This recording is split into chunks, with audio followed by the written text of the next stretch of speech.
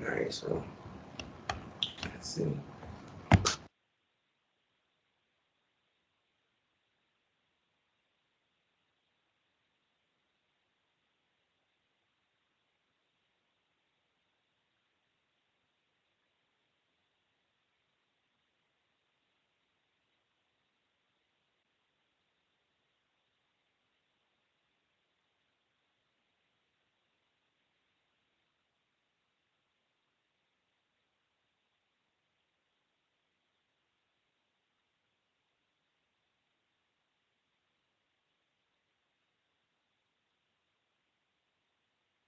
Okay.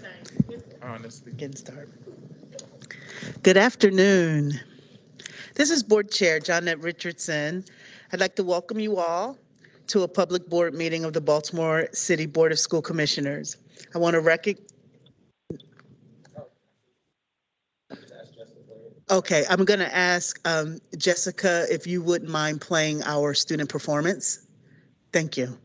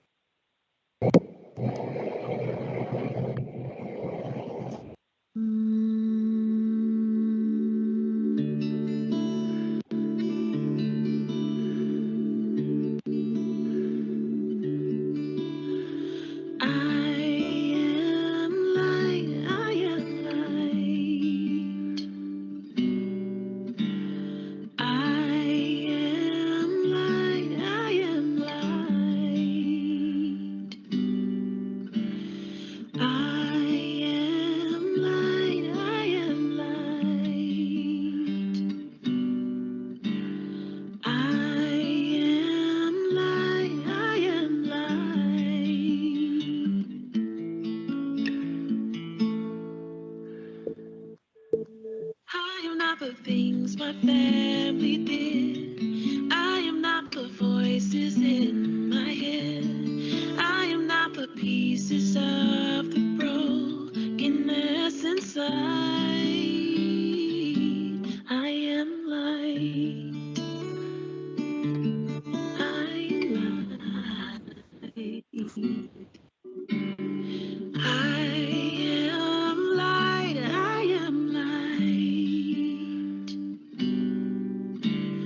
I am light, I am light.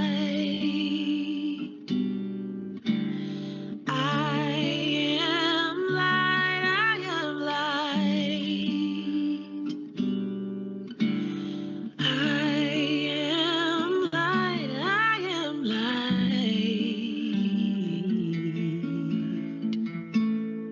I'm not the mistakes that I have made or any of the things that cause me pain. I am not the pieces of the dream I left behind. I am light. I am light. I am light. I am light. I am light. I am light.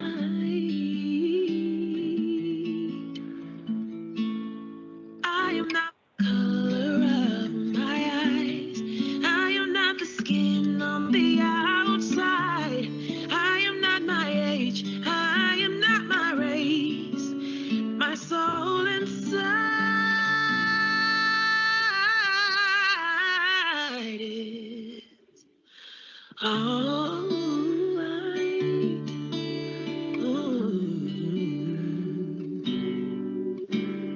I am light, I am light.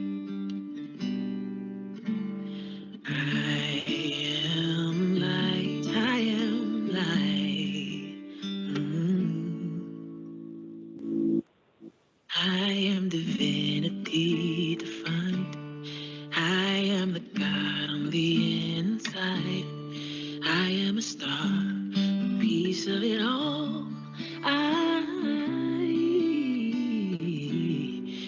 am light.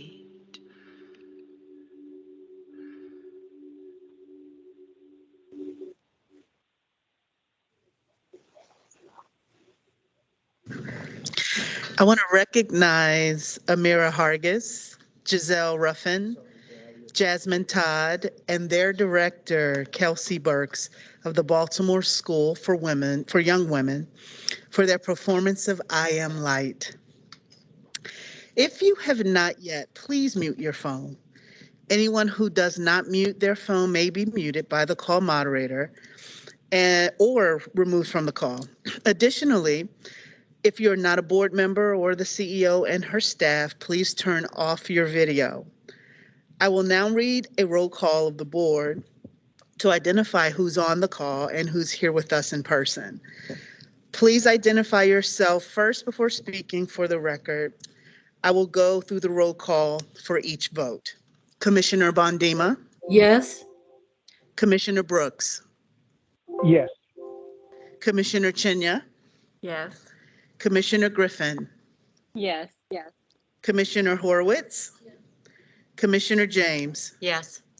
Commissioner McFadden, McFadden, yes. Commissioner Reed, Commissioner Roberts, Yes. and I'm here. Is there a motion to reopen the meeting?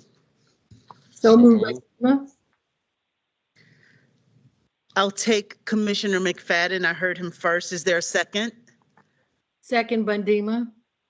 Thank you, Commissioner Bondima. All in favor, Commissioner Bondima? Yes. Commissioner Brooks?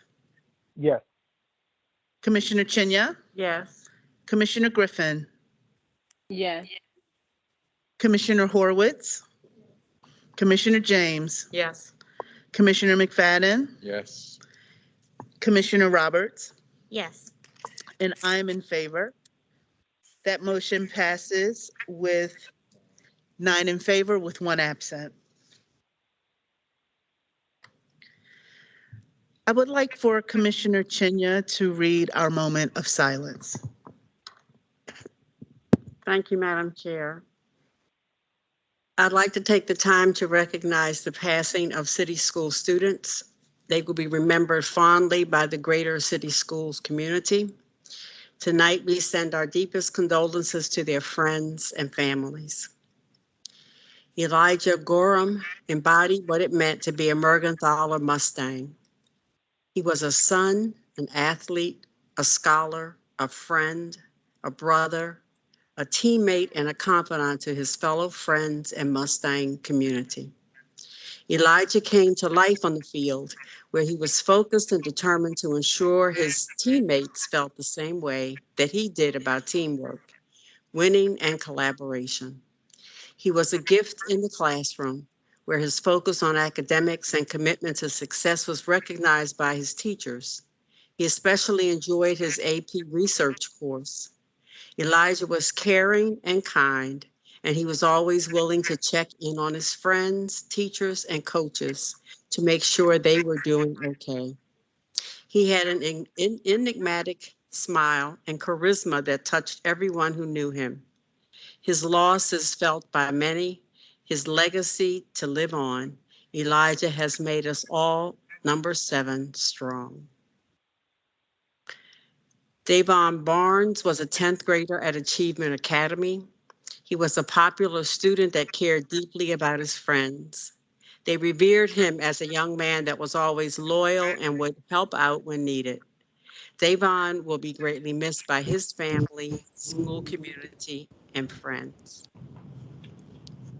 Damari Hall was a 10th grader at Achievement Academy. Damari came to us during virtual instruction in the early parts of the COVID-19 pandemic. While we didn't get much time to know Damari, we were really looking forward to meeting him in person this fall. Unfortunately, we lost him in July. Our hearts and prayers are with his family and friends.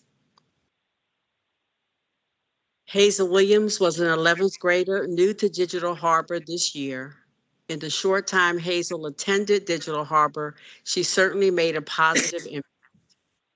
Hazel was a student that exuded peace and would always give a bright smile when she arrived at the door, says one of her teachers. According to her family, Hazel was a talented and beautiful young lady who enjoyed writing creatively, playing the violin, and had dreams of becoming an interior designer. Every day, Hazel demonstrated intelligence and kindness to the staff at Digital Harbor, and we are deeply saddened by this tragic loss. Our deepest condolences continue to be with her friends, family, and loved ones. Montrell Graham was a ninth grader at Augusta Felt Savage Institute of Visual Arts. He was very pleasant and a well-liked student. His favorite class was strategic reading, where he built a strong relationship with his English teacher, Mr. Luckett. Mr. Luckett describes him as a young man with a great personality, always willing to collaborate with his classmates, and demonstrated potential and promise. Montrell will be greatly missed by his family, school community, and friends. Ian Wallace was a 2020 Poly graduate, a fine son and brother, a friend to many, and a teenage entrepreneur. Ian was a good representative of the Poly program, says his former coach, who played a major role in Poly winning 3 straight state championships in men's basketball. He was a caring teammate who was looked at as a positive person who always brought positive energy, and he went out of his way to make people around him feel comfortable. Having someone like Ian around always made things better. Ian will also be missed greatly by his school, friends, family, and community. Please join me for a moment of silence as we remember these current and former students of Baltimore City Schools.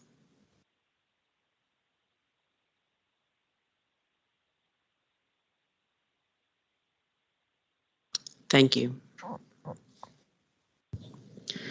Thank you, Commissioner Chenya.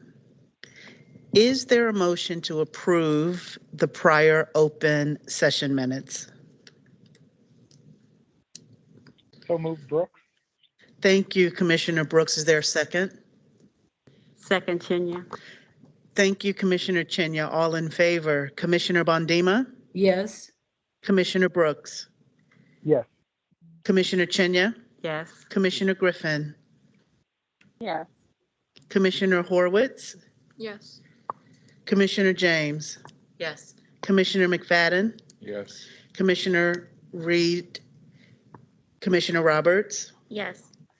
And I am in favor. That motion passes with 9 in favor and 1 absent.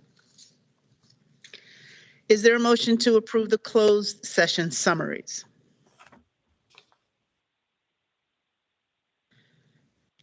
So moved, moved, Bondima. Griffin. It's like when it rains, it pours. I'll take Commissioner Roberts. Is there a second? Second, Brooks. Thank you, Commissioner Brooks. All in favor, Commissioner Bondima, Yes. Commissioner Brooks, Yes. Commissioner Chenya, Yes. Commissioner Griffin, Yes. Commissioner James, Yes. Commissioner McFadden, Yes. Commissioner Roberts, Yes. and I'm in favor. That motion passes 8 in favor with 1 absent. Thank you. I would like to take a moment to congratulate and thank Commissioner Chantel Roberts. At last week's Maryland Association of Boards of Education conference, she was elected to the Board of Directors. I thank her for her advocacy of Baltimore City and our young people. I know she will represent us well at the state level. Congratulations. The Baltimore City Public Schools Ethics Panel is seeking candidates to join the panel. To join, one must be a resident of Baltimore City, participate in an application and interview process. The ethics panel is responsible for interpreting the city schools code of ethics, reviewing financial disclosure forms, issuing advisory opinions to staff, and reviewing complaints. We are looking for volunteers that are detail-oriented and willing to invest their time.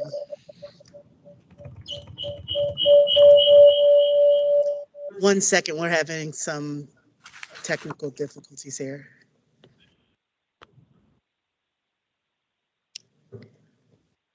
Okay, can I talk now? Awesome. The board has 2 upcoming events that I would like to highlight. The first is the board's Fall Youth Forum on October 27th from 4 to 5:30 p.m. This event will be for youth only and will focus on mental health. I want to thank our student commissioner, Ezra Horwitz, for her leadership in this event. Ezra, did you want to share anything about the event?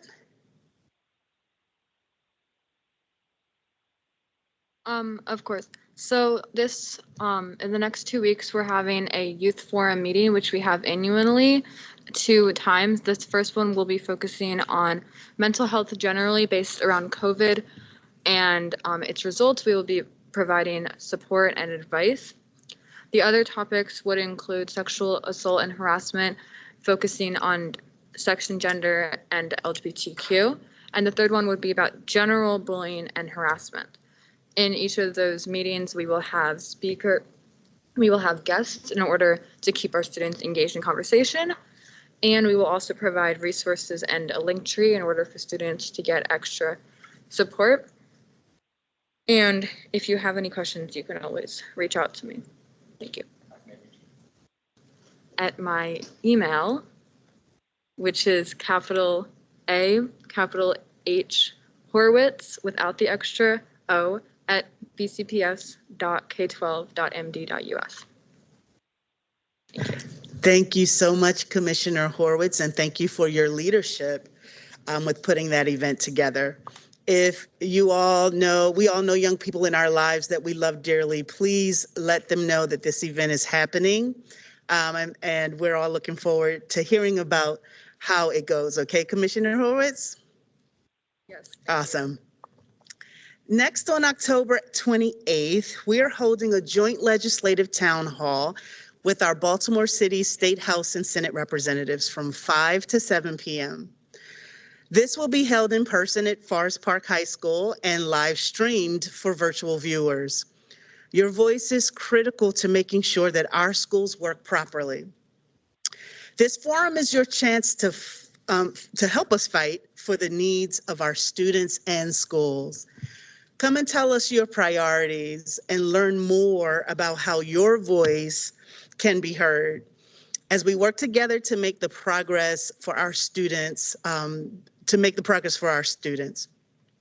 If you're going to join us in person at Forest Park, be sure to RSVP no later than Friday, October 22nd by calling 443-642-4095 or emailing us at schoolboard@bcps.k12.md.us. October is an important month in city schools. We celebrate and reaffirm our commitment to inclusion for every student, family, and staff member. This month, we celebrate LGBTQ History Month and National Bullying Prevention Month in our schools and administrative offices. A core value of our school system is that everyone is entitled to be respected and valued. LGBTQ Month is an opportunity to celebrate the uniqueness and contributions of a diverse group of individuals. In city schools, different campuses, and the district at large, we will be hosting activities and sharing resources about the achievements of these groups. I encourage students and families alike to reach out to your school and learn how to support these celebrations. Likewise, National Bullying Prevention Month is a time to emphasize the positive traits and values that form a natural barrier against all forms of bullying, cyberbullying, and harassment. Our schools are united in standing up against bullying and creating restorative moments to redirect those behaviors that distract from the work of education. As we continue marching into the fall, join us in celebrating LGBTQ History Month and National Bullying Prevention Month. These are chances for us to stand together, united toward a school system that proudly reflects everyone in the community. Inclusion and unity are also vital as we navigate the complex world created by the COVID-19 pandemic. More than ever, it is crucial that we maintain a transparent and open-minded process with teachers and staff. Recently, the Baltimore Teachers Union has expressed concerns about the district's commitment to the health and safety of its teachers and staff. That is not unusual. Teaching and learning during a pandemic is serious business. That's why we share the union's commitment to operating schools with the greatest care and safety. This shared commitment does not always mean we'll agree on how to get there. That's why City Schools is fully invested in having open and honest dialogue with the union every step of the way. To date, the results have been effective. Our schools are some of the safest places for anyone in Baltimore City to be when it comes to COVID-19. I want to leave our teachers and staff members with this. The district and BTU are working toward a common goal of in-person learning in a safe environment. This does not mean either party will be satisfied or in complete agreement all the time, but the care and concern both groups have are genuine. If we operate from that space, we will be successful. The board is thankful for your support, patience, and grace during these challenging and unprecedented times. I now want to acknowledge our gifts. I will acknowledge some gifts and donations City Schools has received. Thank you to all of our donors and supporters for your generous support. A donation of $44,039.10, let's be real clear with that, to be used towards books, media equipment, and educational supplies from the ACE Advisory Board towards the Academy for College and Career Exploration. A donation of $5,000 towards STEM-related books and media equipment from CIA Mission Possible Classroom Transformation to Digital Harbor High School. A donation of $1,200 worth of arts and technology equipment from an anonymous donor towards Digital Harbor High School. A donation of $1,314,105 worth of technology equipment, which includes 1,500 computers and 1 year of free Wi-Fi for students and their families from Comcast to Digital Harbor High School. A donation of $1,660 worth of educational supplies and cleaning products from Baltimore Family Alliance to Pimlico Elementary Middle. A donation of $12,785 worth of technology equipment from Silburn Combined Communities and LifeBridge Health Sinai Hospital towards Pimlico Elementary Middle. A donation of $750 worth of educational supplies from the Knights of Columbus and St. Louis Roman Catholic Church to Pimlico Elementary Middle. A donation of $1,875 worth of holiday baskets for school families from the Joy of Living Women and Children's Center towards Pimlico Elementary Middle. And lastly, a donation of $600 from an anonymous source towards Matthew A. Henson Elementary School. It's so amazing to be able to read so many donations to support our schools. So thank you all again, everyone who has made these donations. Is there a motion to approve the quasi-judicial matters? Can I move the quasi-judicial? So moved, Reed. So moved, Reed. Thank you, Commissioner Reed. Is there a second? Second Bundy, approval, Bundy. James. Thank you, Commissioner James. All in favor, Commissioner Bondima, Yes. Commissioner Brooks, Yes. Commissioner Chenya, Yes. Commissioner Griffin, Commissioner James, Yes. Commissioner McFadden, Yes. Commissioner Reed, Commissioner Roberts, Yes. and I'm in favor. Any opposed? Any abstained? The motion passes with 8 in favor and 1 absent. I will now turn it over to Dr. Santelises for CEO comments. Thank you very much, Madam Chair. This past week, I had the opportunity to do some school visits, and I just want to first thank Principal Guzman at Cherry Hill Elementary Middle just for the way he and his staff were able to reopen the school with support from our community partners. I want to give a shout out to all of our community partners in Cherry Hill, Cherry Hill Strong. We also had the members of the Safe Streets team in Cherry Hill that were out, the Baltimore City Health Department, the movement team, PCAB representation, but it just really was heartening to see so many out in the community, really spreading the word about vaccination, supporting the safe return to school for our young people, and really just the work together. So thank you to all of our community partners, Principal Guzman and the staff at Cherry Hill Elementary Middle School. Also, I had a great visit at the Academy for College and Career Exploration.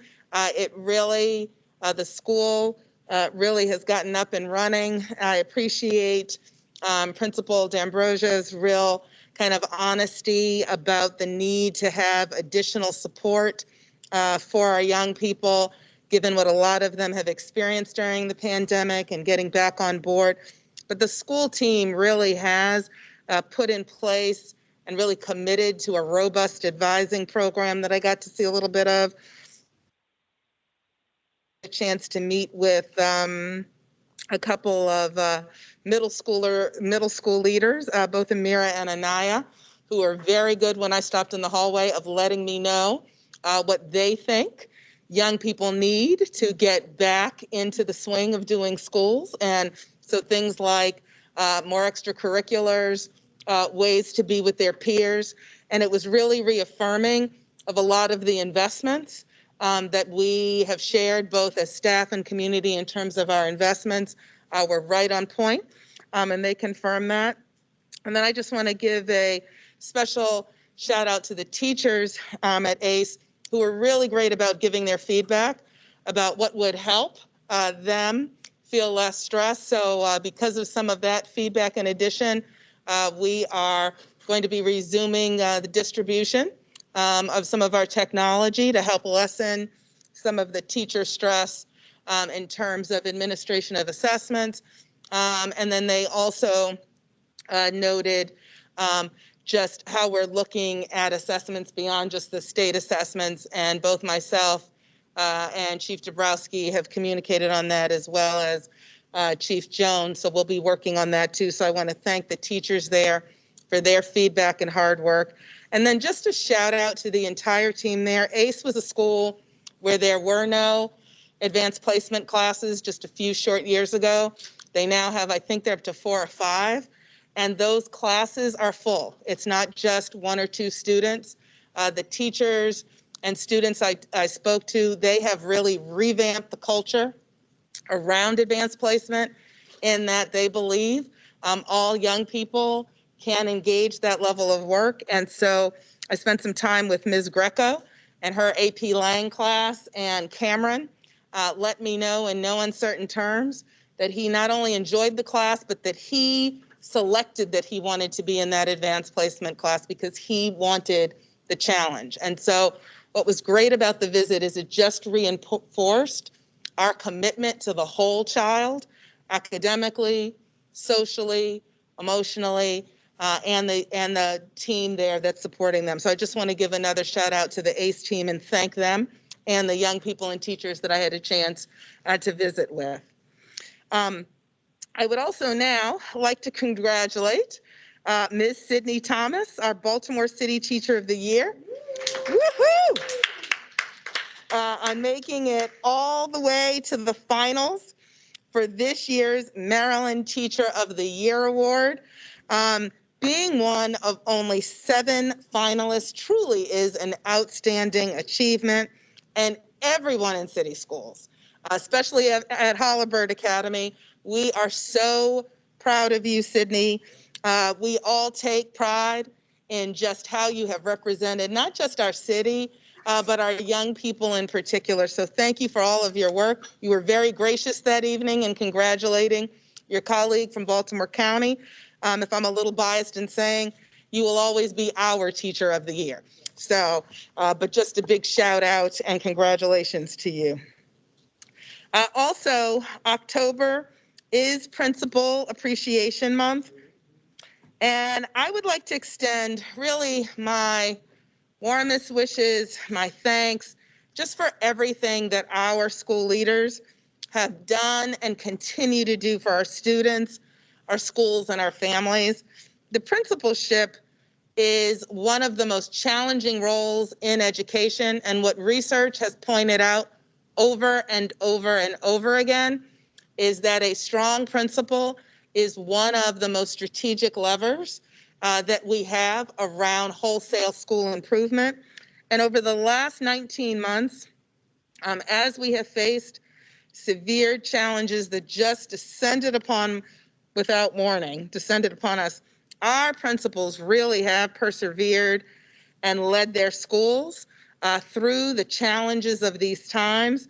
And now, frankly, they're working even harder. They're working harder to build back school communities, working to build back our relationships between staff and families, and really to accelerate our recovery. And this is a huge undertaking. So I did just want to take this time really to say thank you. I am convinced that the work we have around acceleration, making the blueprint a reality, really is possible because of the excellent school leaders that we have in schools. So happy Principal Appreciation Month. I can't say thank you enough. As I have said in a number of sessions, maybe one day I will hit the lotto and be able to buy all of you a new car like Oprah does. But until that time, just know you have my sincere thanks and appreciation. Okay. And then this summer, Chiefs Tina High-Hubbard and John Davis were charged with ensuring that the district had a strong summer engagement strategy in alignment with our 3R strategy. They formed a team of district and mayor's office staff members and identified Dr. Sherrod Smith and Shana MacGyver as co-leads to execute our back to school strategy. I am pleased to report that our family festivals were a huge success. We had unprecedented participation. We originally planned 4, but due to inclement weather, we hosted 3. Carroll Park had 5,151 attendees. Patterson Park, 6,500 attendees. And this was also an event that was dedicated to our English language learner families. So we had full translation. And then Druid Hill had 3,200 attendees between July and September. Each festival featured direct access to district level resources to support student success. Everything from performances by students as well as local and national celebrities, free meals giveaways, COVID testing and vaccine. So we really are excited about this. We have just a little clip as it's going. And that what you'll see here are just a variety of pictures from this summer. Again, want to thank Mayor Scott and his team, Deputy Mayor Leach, just for their support of these efforts as well. And we had more than 150 community partners, along with our district level content offices, that really allowed us to connect youth and families with local agencies and community-based resources. And then also to really, give families information about a return to in-person learning. So we were able to directly connect with just over 14,000 families due to this outreach. Big shout out to our team. And again, special thanks to our partners in the city, including Mayor Scott, really for making these family festivals a huge success for our students and families. And then finally, as we enter, I want to give a COVID update. As we enter the 5th week of asymptomatic testing across the district, we are pleased to provide the board and the entire city school community with an update of our progress to date in mitigating the spread of COVID in our schools. I think we can all agree that the goal of our mitigation strategy is to ensure that our students benefit from in-person learning, as well as the academic and social emotional supports we can best provide in schools. Both of these goals are important and achievable. Our challenge is to arrive at the balance between COVID mitigation strategies that absolutely protect students and staff as much as possible, while at the same time minimizing interruptions to the process of teaching and learning. We believe, and you'll see the data that supports this belief, that our asymptomatic and symptomatic testing programs, in conjunction with contact tracing and quarantine protocols, universal masking, vaccination clinics, and vaccination for staff and students, plus social distancing and sanitation that was already in place, really do provide substantial protection that does not necessarily limit the effectiveness of in-person learning. It's no secret that not everyone agrees with all of our strategies. Some want stricter health and safety protocols, regardless of the impact on student attendance and ultimately on student achievement. Others want heavier emphasis on keeping students in school, even at the cost of relaxing health and safety standards. I will say that based on our extensive experience, we believe that we are working and really implementing a well-balanced approach. Now, we'll continue to regularly review and improve our protocols, but I think the bottom line message is we are open to that feedback. Some of your feedback has informed us, and we knew that scaling at the levels we were, not everything would go perfectly, but we have been working on smoothing the operations. And as expected, we have tens of thousands of students tested daily on a district-wide level. I can continue to say that Baltimore City outpaces nearly every other jurisdiction, every jurisdiction in the state, as well as many across the nation in terms of what we are attempting. So staff has put a lot of work in this, but we continue to welcome the feedback. And I will now turn the meeting over to Chief Jeremy Grant Skinner, Chief Lynette Washington, Interim Director of COVID Testing, James Dendinger, and Charles Hall from our Human Capital Office, who really has been lifting a large portion of the contact tracing, even though his official title says Director of Employee Engagement. So I will turn that over to them now for the health and safety update. Thank you. Good afternoon, good evening. So I'm gonna kick off the presentation. As Dr. Santulises said in her comments, we have put together a number of robust health and safety protocols that we have been implementing over the last 18 months, and we're gonna continue. And so we're gonna talk through tonight of the core components, just so that everybody understands that health and safety is very important and how those components are being implemented across the district. So if we can go to the next slide. I'm going to talk through ventilation and filtration, and also through cleaning and disinfecting. We can go to the next slide. Thank you. So in terms of ventilation and filtration, we are continuing the process that we began 18 months ago. We've upgraded filters in all of our schools from MERV 8 to MERV 13, And in some of those schools where MERV 13 filters could not be installed, we've installed air purifiers for spaces where students are unmasking, exerting a lot more energy, and also where we're taking care of sick students, regardless of the building overall ventilation plan, whether it's a MERV 13 or air purifier.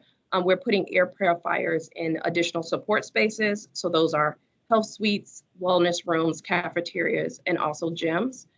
And so one of the ways that we are monitoring compliance to make sure that we have consistency across all of our schools is that if there are concerns or flags around air quality, we have given all our custodians CO2 monitors in order to assess those spaces. So a CO2 monitor is a proxy for assessing air quality within a building or within a particular space.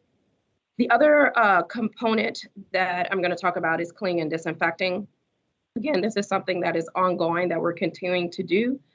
So our custodians are given a checklist of frequent high touch spaces within the building that they are going to clean at a frequent level. This is something that is actually available on our website, just a checklist of all the various spaces that custodians are going to be frequently touching. If you were to go into one of our schools, you'll see a checklist that's attached to a bathroom to show you just how frequent custodians are addressing those spaces. But there's checklists for other spaces such as our classrooms, water cooler and fountain spaces, and also elevators. And one of the ways that we're monitoring compliance, again, for consistency across all of our schools, is that we are not only assessing schools, so there are custodian liaisons that are under the operations team that are going out to all of our schools and assessing the schools and scoring them on their cleanliness, but we're also issuing work orders. And the reason why we're issuing work orders is so that we can track how responsive custodians are to all of our schools across the board. So work orders are going to be issued to custodians around some of our cleaning protocols that are happening within our buildings. So now I'm going to turn it over to Jeremy to talk a little bit more about vaccination. Thanks, Dr. Washington. One of the components of our health and safety work is increasing the rate of vaccination among those who are in our schools. This began back in January when vaccinations first became available to educators and support staff. When working with our local health partners, we coordinated vaccinations for over 5,000 of our staff members within a few weeks. Months later now, we see clear evidence locally and regionally and nationally about the positive impact of COVID vaccinations. A COVID vaccination does not provide absolute protection against COVID, and yet the overwhelming percentage of individuals who have been vaccinated have seen much higher rates of safety when you look at data on hospitalizations, data on COVID deaths, and you see some statistics here from the Maryland Department of Health that are all about the state of Maryland, demonstrating that the most effective means of slowing the spread of the pandemic is indeed by increasing how many people are vaccinated. This is a little bit more information about COVID vaccinations. As background, fully vaccinated, according to the CDC, means 14 days have passed since an individual receives the final dose of a COVID-19 vaccine, not including any boosters that someone chooses to get later on. For the district, our office, the Human Capital Office, maintains records of staff vaccination status, and this becomes useful information at the time that we make quarantine decisions when any staff member has been a close contact of someone with COVID. Student vaccination status is collected at the school level, so students can show they are fully vaccinated with the enrollment official at their school, so someone in the front office of the school, by submitting either a vaccination card or signed medical records. With respect to staff, several weeks ago, we shared that as of November 1st, all staff members are required to have received their final dose of a COVID-19 vaccination, unless they receive approval for a medical or religious exemption. And we are reviewing medical and religious exemptions that have been received since that time right now. The announcement of that requirement a few weeks ago gave all of our staff members who may not yet have been vaccinated with 6 weeks to become vaccinated before that November 1st deadline. The last information we want to share about vaccination is our current rates of staff members who are fully vaccinated. So you see here we are highlighting teachers, and you can see the in blue the numbers of teachers who reported being fully vaccinated by September, and then you can see the same for October. The orange represents the staff in each category who have not yet reported that they are fully vaccinated. You can also see this for principals, and then you can see it for all staff. So you see that over 8,000 staff members in city schools reported by last week being fully vaccinated, and we anticipate that number going up even more as we approach the November 1st deadline for all staff to be vaccinated unless they have an exemption. And for teachers, the percentage doesn't show up here, but those 4,452 teachers who already reported being fully vaccinated represents 87% of our teachers. And when we looked yesterday at a comparison of that rate across all of the local school systems in Maryland, that is the highest vaccination rate among for teachers among all the districts in the state. So we are happy with that progress, and again, know that that will increase as we get closer to November 1st. For the next portion of the presentation, I'm going to turn it over for James Dendinger to talk about testing. Hello, everyone. I'm James Dendinger, Interim Director of COVID Testing for Baltimore City Schools, and I'm also Principal at Thomas Johnson Elementary Middle School. I'm happy to be here with you today to talk about COVID testing. I want to say that COVID testing is going very well. We have just finished the 4th week of testing, and this is our 5th week of testing. Testing is going very well. So I'm going to start out by talking a little bit about asymptomatic testing, specifically in pre-K to 5 schools and pre-K to 8 schools. In these schools, we do weekly testing, and it's weekly pooled testing. We use Ginkgo testing, and it's a nasal-based swab testing. Ginkgo test results are available generally within 36 to 48 hours. And then, as I mentioned before, Ginkgo is a pool test. So after we discover a positive pool, then we do individual testing. And we do individual testing with Mako test.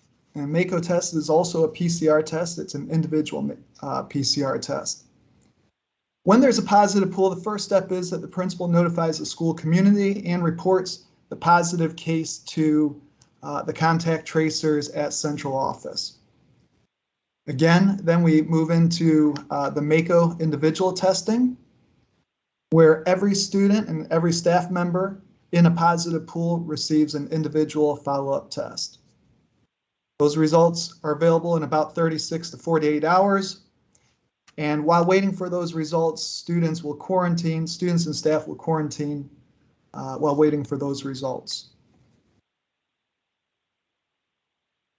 After those individual test results are received, then we forward that information again to the human capital contact tracers, and they begin the contact tracing process.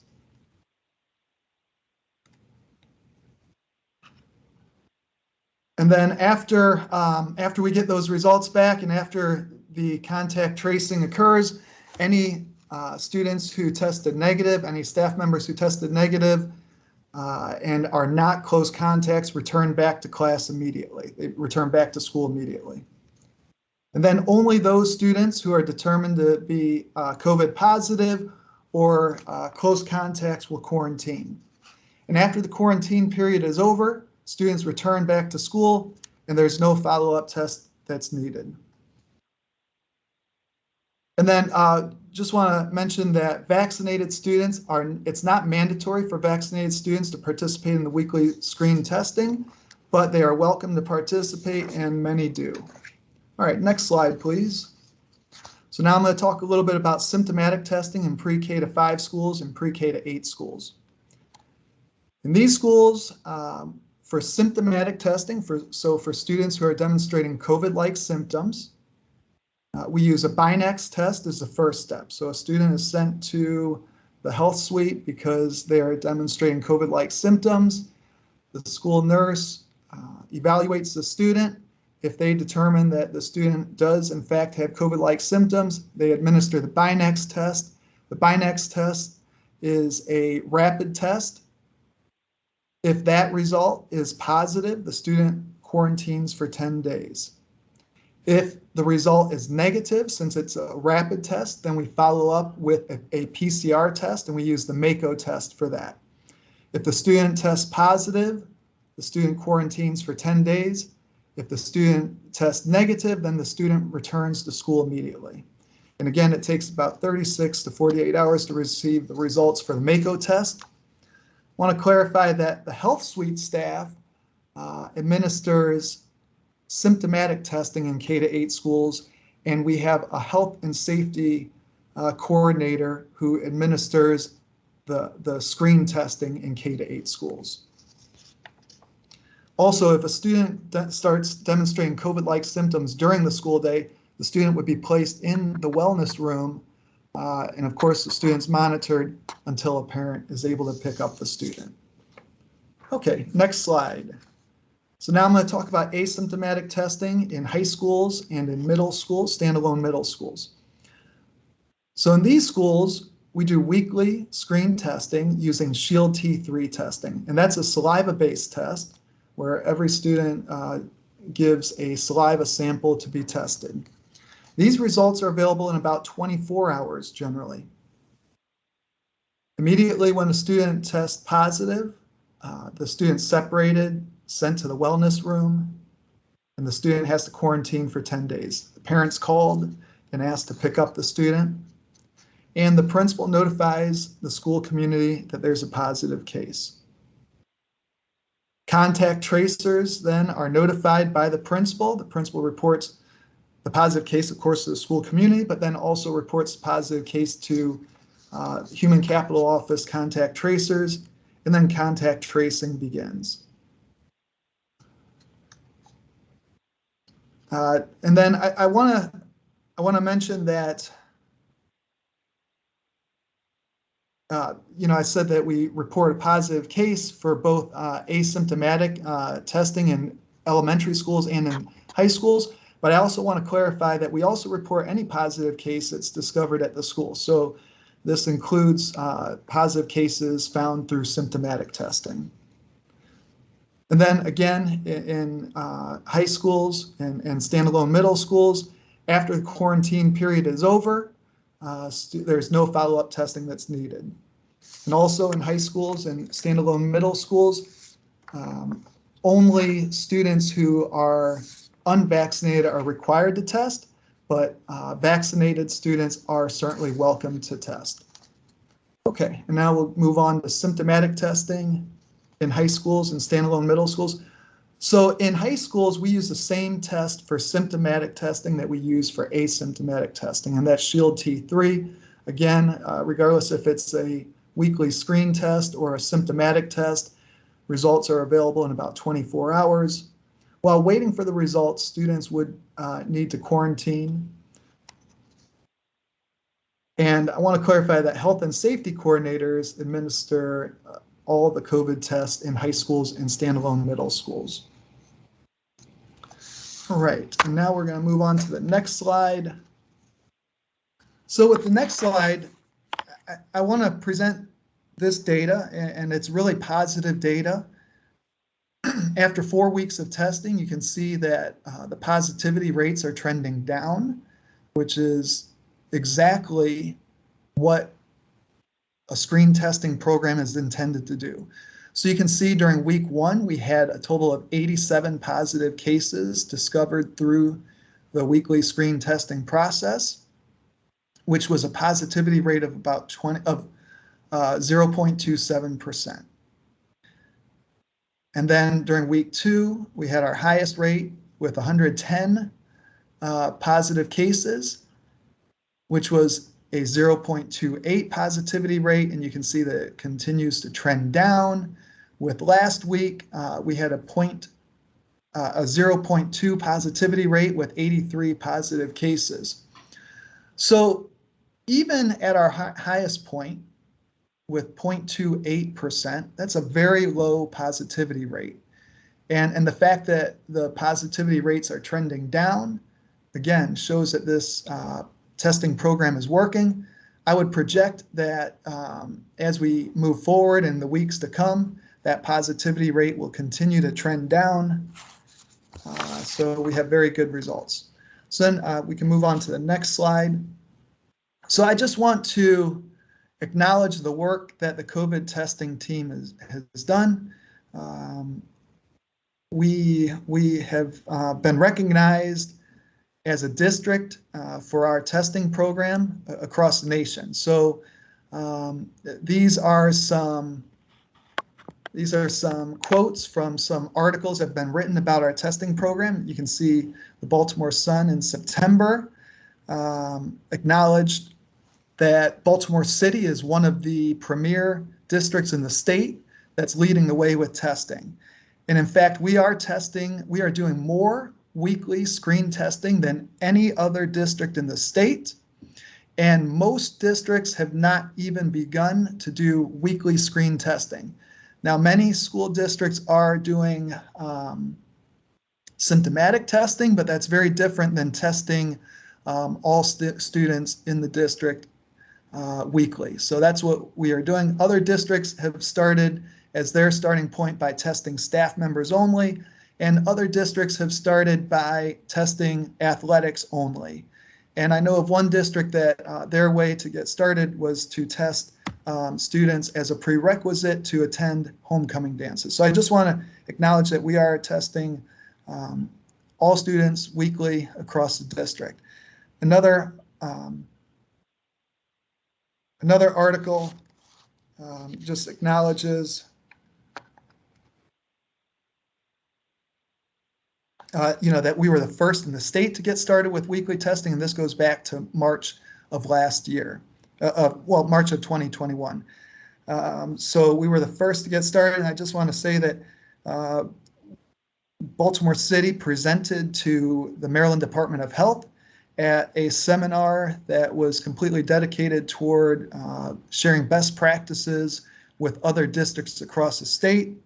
And we have also collaborated with Oakland, California, and Washington, D.C. public schools to share our practices with them. So I just say that to acknowledge the work that we are doing as a district in the area of COVID testing. And now I'm going to hand over the presentation to Charles Hull, who will talk about COVID response and contact tracing. Thank you, James, and good evening to everyone. Another one of our core components for our health and safety protocols is contact tracing and quarantining, so COVID response.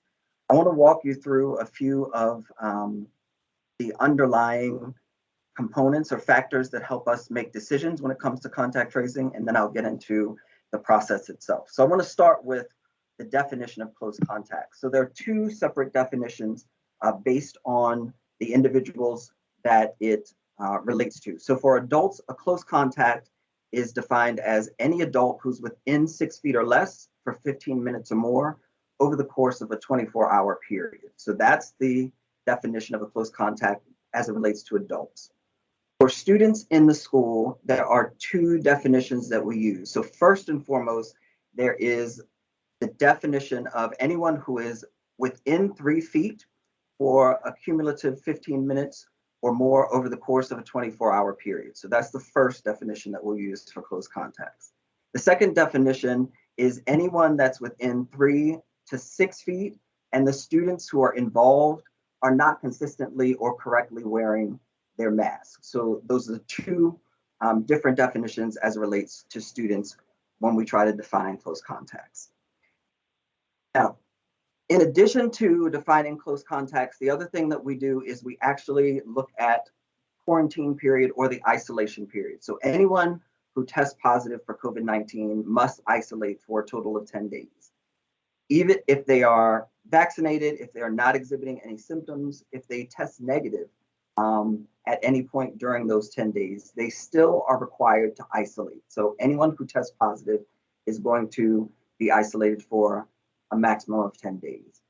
Any unvaccinated close contact, again, keep in mind those definitions for the adult and the student, any unvaccinated close contact of a confirmed case must quarantine for a total of 10 days. Once an individual's isolation period or quarantine period ends, the isolation is the positive person, the quarantine is the close contact. Once that is completed, no negative test is required in order for those persons to return. And just so that you'll know, fully vaccinated close contacts, which Chief Grant Skinner talked about, so that means they've received both doses of Pfizer or Moderna or the Johnson & Johnson at least 14 days ago. Fully vaccinated close contacts do not have to quarantine unless they are exhibiting symptoms.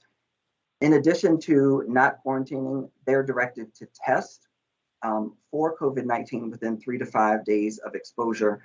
And our asymptomatic testing program actually allows us to be in an appropriate and timely option for compliance as it relates to the CDC recommendation for testing fully vaccinated close contacts. Next slide, please. I want to walk you through the steps for contact tracing.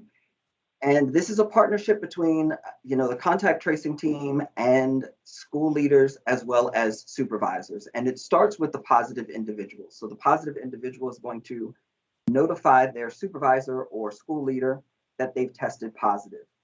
Once the principal or the supervisor receives that information, they're going to then compile some information so that they can relay that to the contact tracing team, just so that you'll have an idea of what information they're going to relay.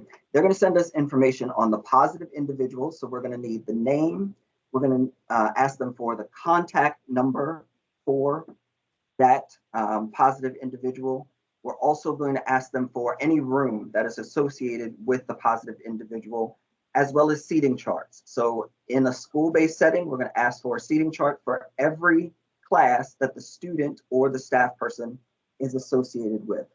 We're also going to ask them to send us information on the staff associated as well as the students associated with the case. For staff members, we're going to ask them to send us a list of the names, the employee ID number, as well as phone numbers for all staff associated with the case. And then for students, we're going to ask them to send us a class roster, which would entail the names, date of birth, contact information, and hopefully the vaccination status for all students who are associated with the case. Supervisors and school leaders will also provide to us any potential close contacts that are related to the case.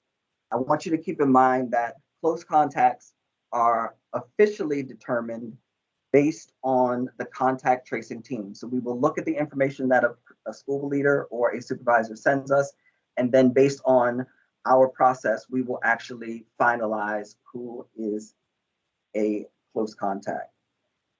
Step 3 in the process is then the contact tracing team is going to conduct an interview or an investigation with the positive individual. We're going to reach out to them, and the first thing we're going to do is check on them and ask them how they're doing, because their well-being is a priority.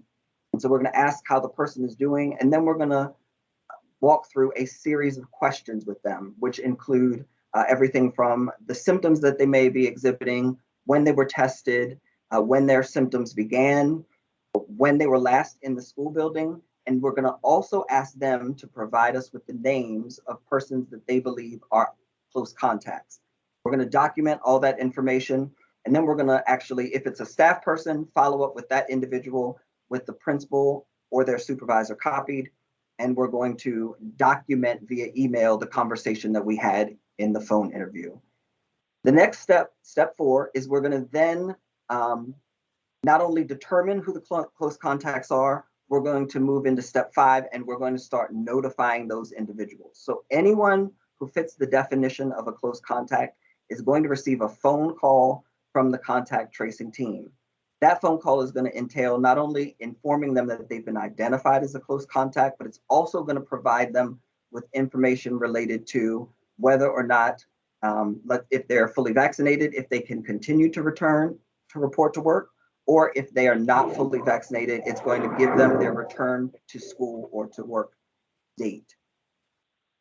The final part of that process is actually going to be an email communication to the principal or the supervisor, and it's going to entail the conversation that took place with the positive person as well as all close contacts, and it's going to provide that principal or supervisor with the return date for those persons as well, so that they will know that the case has been closed out and have information on when those persons shall return.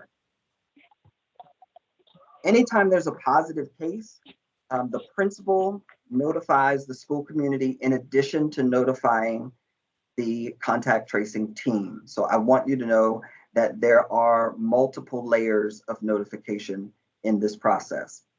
There is a dashboard. The information that we collect in the contact tracing team, actually for each positive case, is going to reflect on the dashboard. And every case by school back to the start of the year is actually represented and reflected on that dashboard that you see there. Additionally, the dashboard will refresh at midnight each day, and so you'll be able to see updated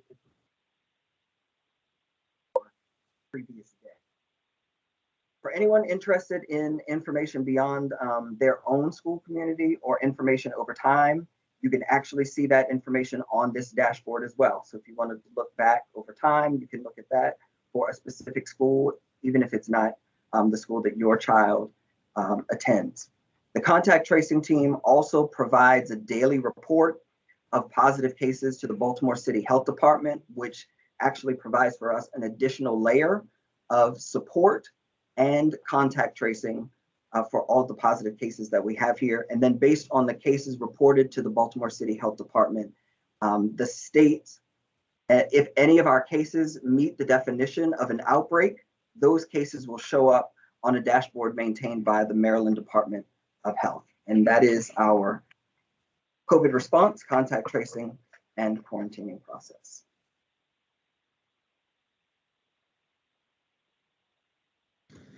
Great. I just want to thank you all for not only the hard work that went behind this presentation, that you are representing from teams of people, but just the presentation tonight that really helped provide the board and the public with a deeper understanding of where we are with all of our safety and health protocols.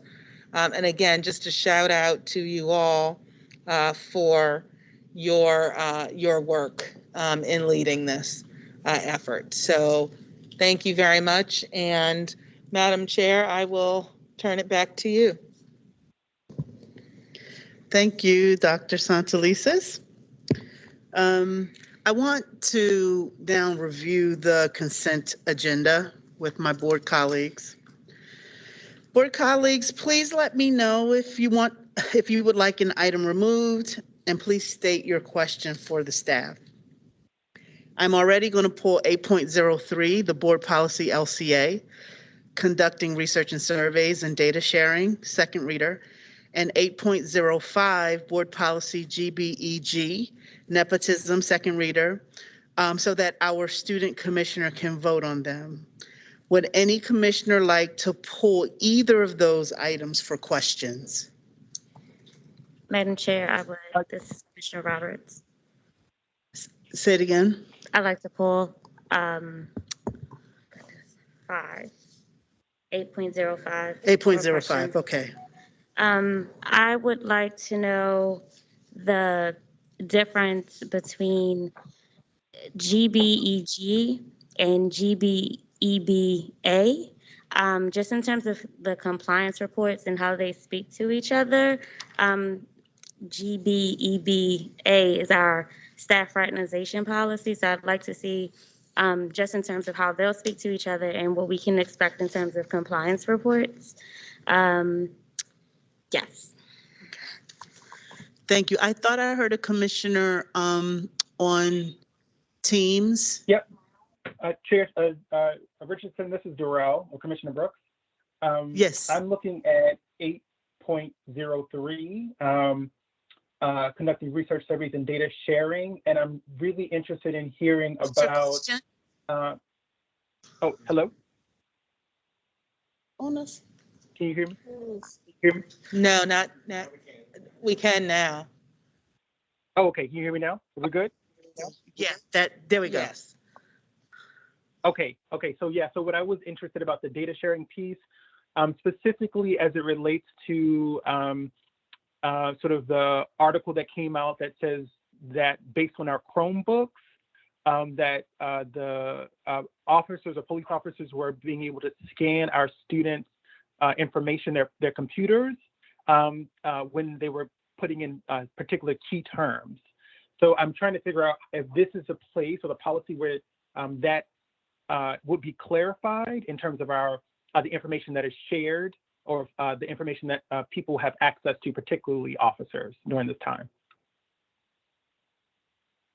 Okay. Hoping the staff captured all that. I'm going to get through the rest of the list. So thank you, both Commissioner Roberts and Commissioner Brooks. We've captured and we'll pull those too. 8.01, Baltimore Teachers Union contract.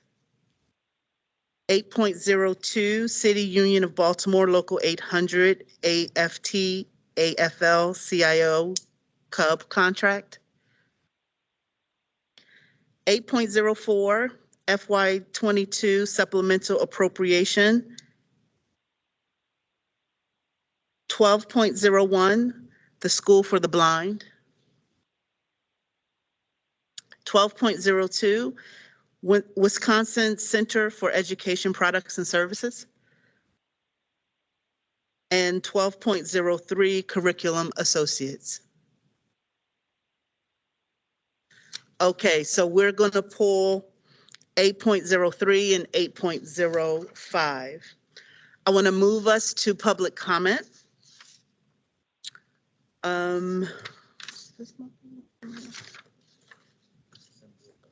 Got it.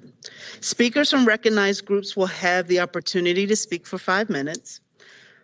First, we have Tashia Lester, representing the Baltimore Teachers Union.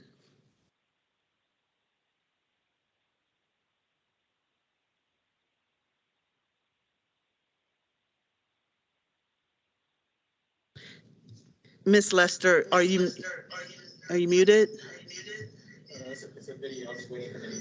Oh, it's a video, okay.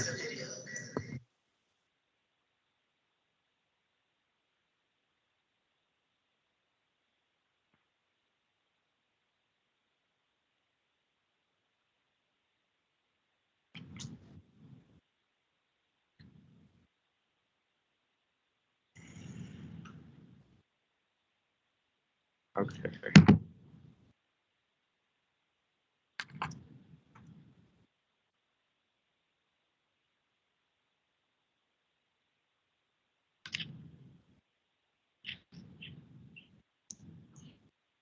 Hello, everyone.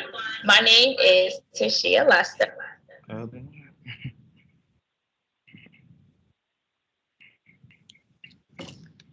Sorry, please bear with us.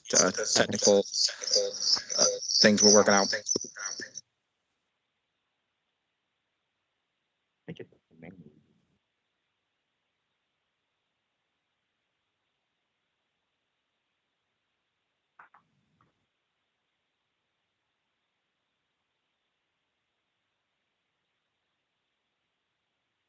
I'm playing it, but remember last 2 weeks ago when the TVs were echoing, so I need these TVs to be muted. And then I think it's meant.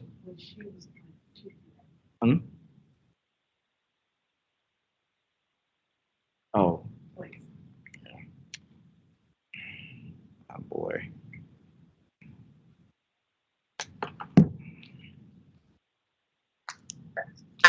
I am here today representing the Baltimore Teachers Union, formerly community school coordinator, but most importantly, a parent to 2 amazing kids that actually attend Baltimore City Public Schools.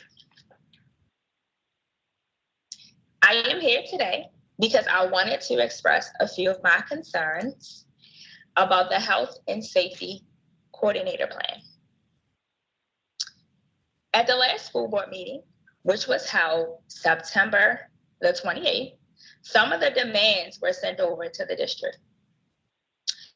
During the district meeting Monday, October the 4th, we requested to have a written response to our 9 demands. Well, it's been over a week and we didn't get them yet. I still have so many questions about some things said at the meeting, and I hope you can answer them. My kids go to 2 of the best schools in Baltimore City, and I've noticed that things are done differently at both schools. My daughter is a senior, and my son is in the 8th grade. My son is tested every Thursday, whereas on my daughter, she's never been tested. Her or her friends or anybody that she knows. Testing started September the 13th. So tomorrow it makes a whole month. Neither one of them have heard of a wellness run, but I really hope that this is really available at every school. After reviewing the health and safety guide, speaking with other members, teachers, and my own children, that leaves me with so many questions. The district states that they go above and beyond to keep everyone safe. But my question is this every school or just certain schools? What is the district doing to hold the schools and leadership accountable? And I would actually love to see that plan go into writing as well. While some of the schools have the best academics, teachers, and staff, I need everyone to be safe. I need safety to be a first priority. I would actually love to also reread the 9 demands from the last school board meeting too as well. So number 1, effective and timely close contact protocols. Number 2, guarantee PCR testing for follow-ups to positive pool tests. PCR testing on demand for staff who exhibit symptoms. Number 3, a health and safety coordinator plan that ensures testing of every school every week. Number 4, testing for vaccinated individuals 3 to 5 days after a close contact exposure. Number 5, fully staffed nursing suites and wellness rooms. No return of symptomatic students. Number 6, additional COVID leave. Number 7, timely and accurate data in the city schools COVID-19 dashboard. Number 8, surgical masks and not cloth masks. Last but not least, number 9, class coverage compensation. I really hope that you can get the questions that I have in writing and answers. Thank you so much for taking the time out to listen to me today. I'm wishing everyone an amazing and productive week. Thank you.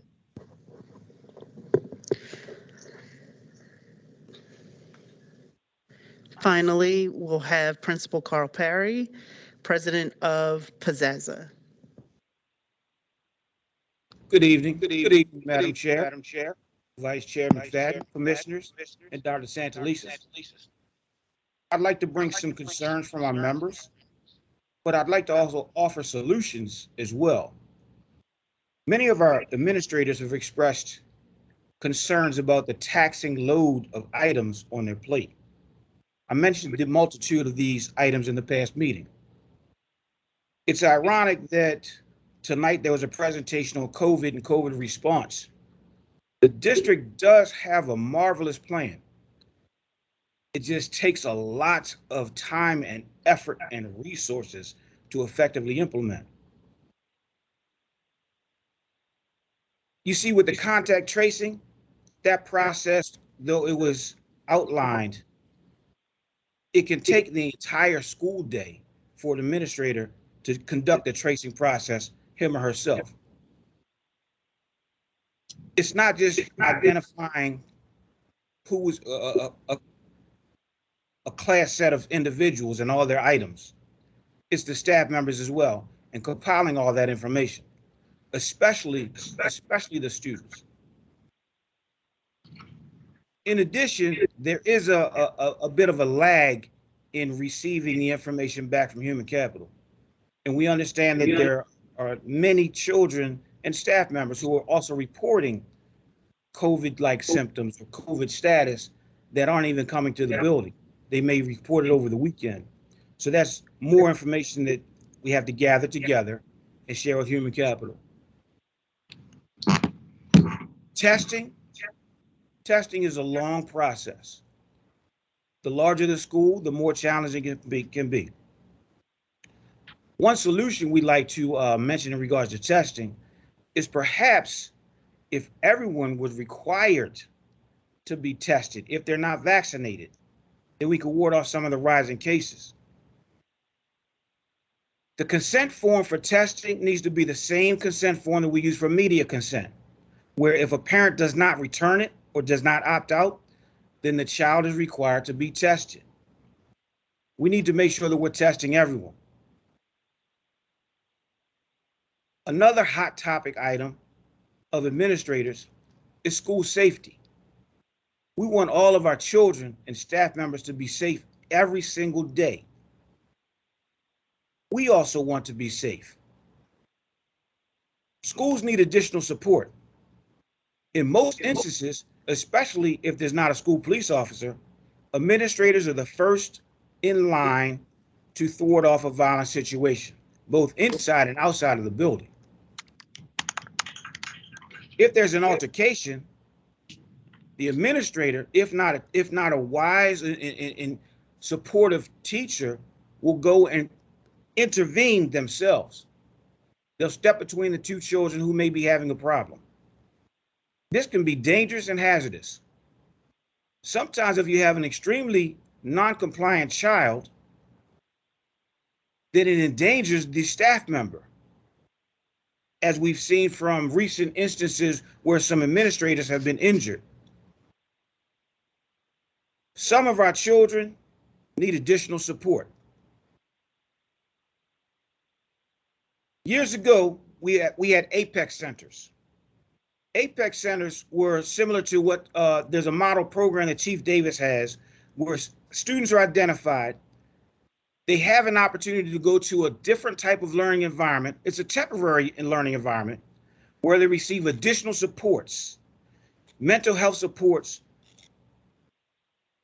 social skills building supports, and they're there for a quarter or maybe even a semester. It's not a suspension, it's an opportunity and a chance to save another child's life. We cannot continue to lose lives. Perhaps we should go back to having some APEX centers. The APEX centers of the past were regional. They were spread out throughout the entire city. Schools had dedicated slots where students could be identified who were in need of these additional supports. There's been some talk of supplemental funding and temps or temporary employees. We need to be able to hire the temporary employees immediately, not wait on the creation of a plan. We need these temporary employees immediately to help with the climate of our buildings. School leaders are entrusted to multi-million-dollar budgets. These same school leaders should be entrusted to administratively transfer some children to other learning environments that will provide a more conducive learning environment for them and for everybody else. Mr. Perry, your time is up, but you can wrap up with this last sentence. Great. The final thing I'd like to say is Please check on the wellness of administrators because I keep hearing the words burned out, and it's only just the beginning of October. Thank you for your time and have a nice evening. Thank you so much for joining us tonight, Principal Perry. I'll now turn it over to our board executive for public comment. Thank you, Madam Chair. We just have one video from Ms. Rebecca Yenawine.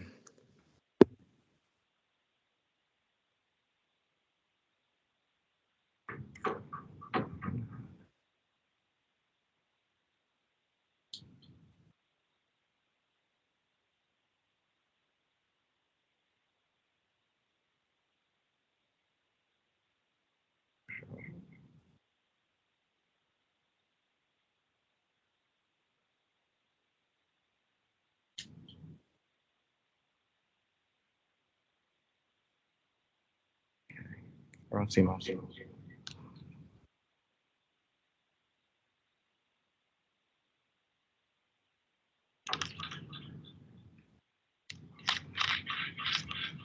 usually only takes me less than 2 minutes every day. Always had a problem with getting little nicks. This Sunday, democracy in crisis. It was very. Sorry about that. It went to a different video. School board members, we've launched into the school year with much hope about how the 3 Rs plan could help student achievement.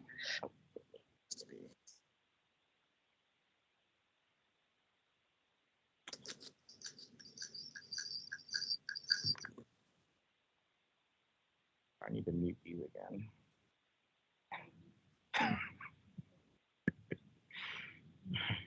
I'm okay. How the one-time funding for COVID-related supports could help struggling students, how the new climate and culture plans could ensure welcoming and supportive schools, and how having an equity goal as a part of the school performance plan could help schools bridge equity gaps. As we get into the new rhythm of school, we are seeing the Greetings, school board members. We've launched into the school year with much hope about how the 3 Rs plan could help student achievement, how the one-time funding for COVID-related supports could help struggling students, how the new climate and culture plans could ensure welcoming and supportive schools, and how having an equity goal as a part of the school performance plan could help schools bridge equity gaps. As we get into the new rhythm of school, we are seeing the reality of being back reveals a tension between these hopes and what is actually possible. We are hearing that school staffing is stretched thin in many, many schools. We know students need us to do it all. Address the trauma they faced in the last year, build social and emotional skills after a year of isolation, and catch up those who've fallen behind academically. But even with new COVID resources, many schools are still just struggling to make sure each class has a teacher, that lunch has supervision, and that teaching can happen amidst some troubling behaviors that result from isolation and trauma, and that COVID-related absences and quarantining don't upend academic progress.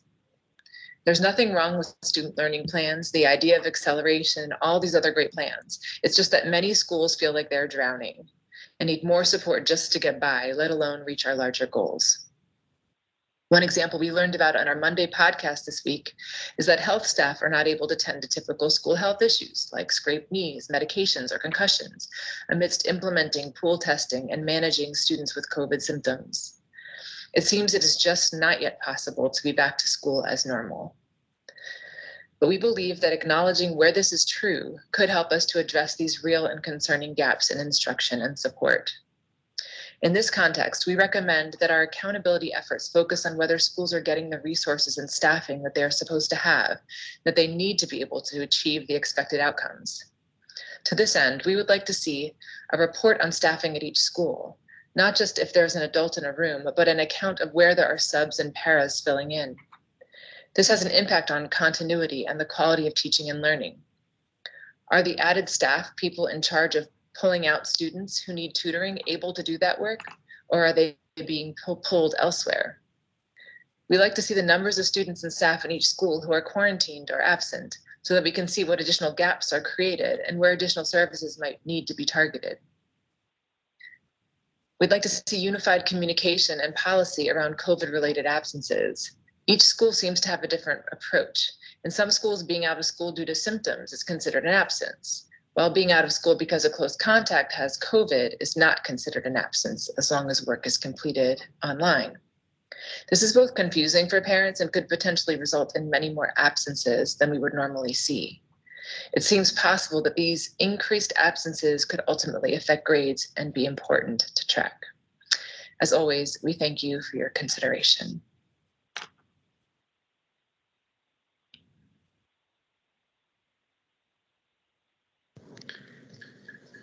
Is that it? Oh.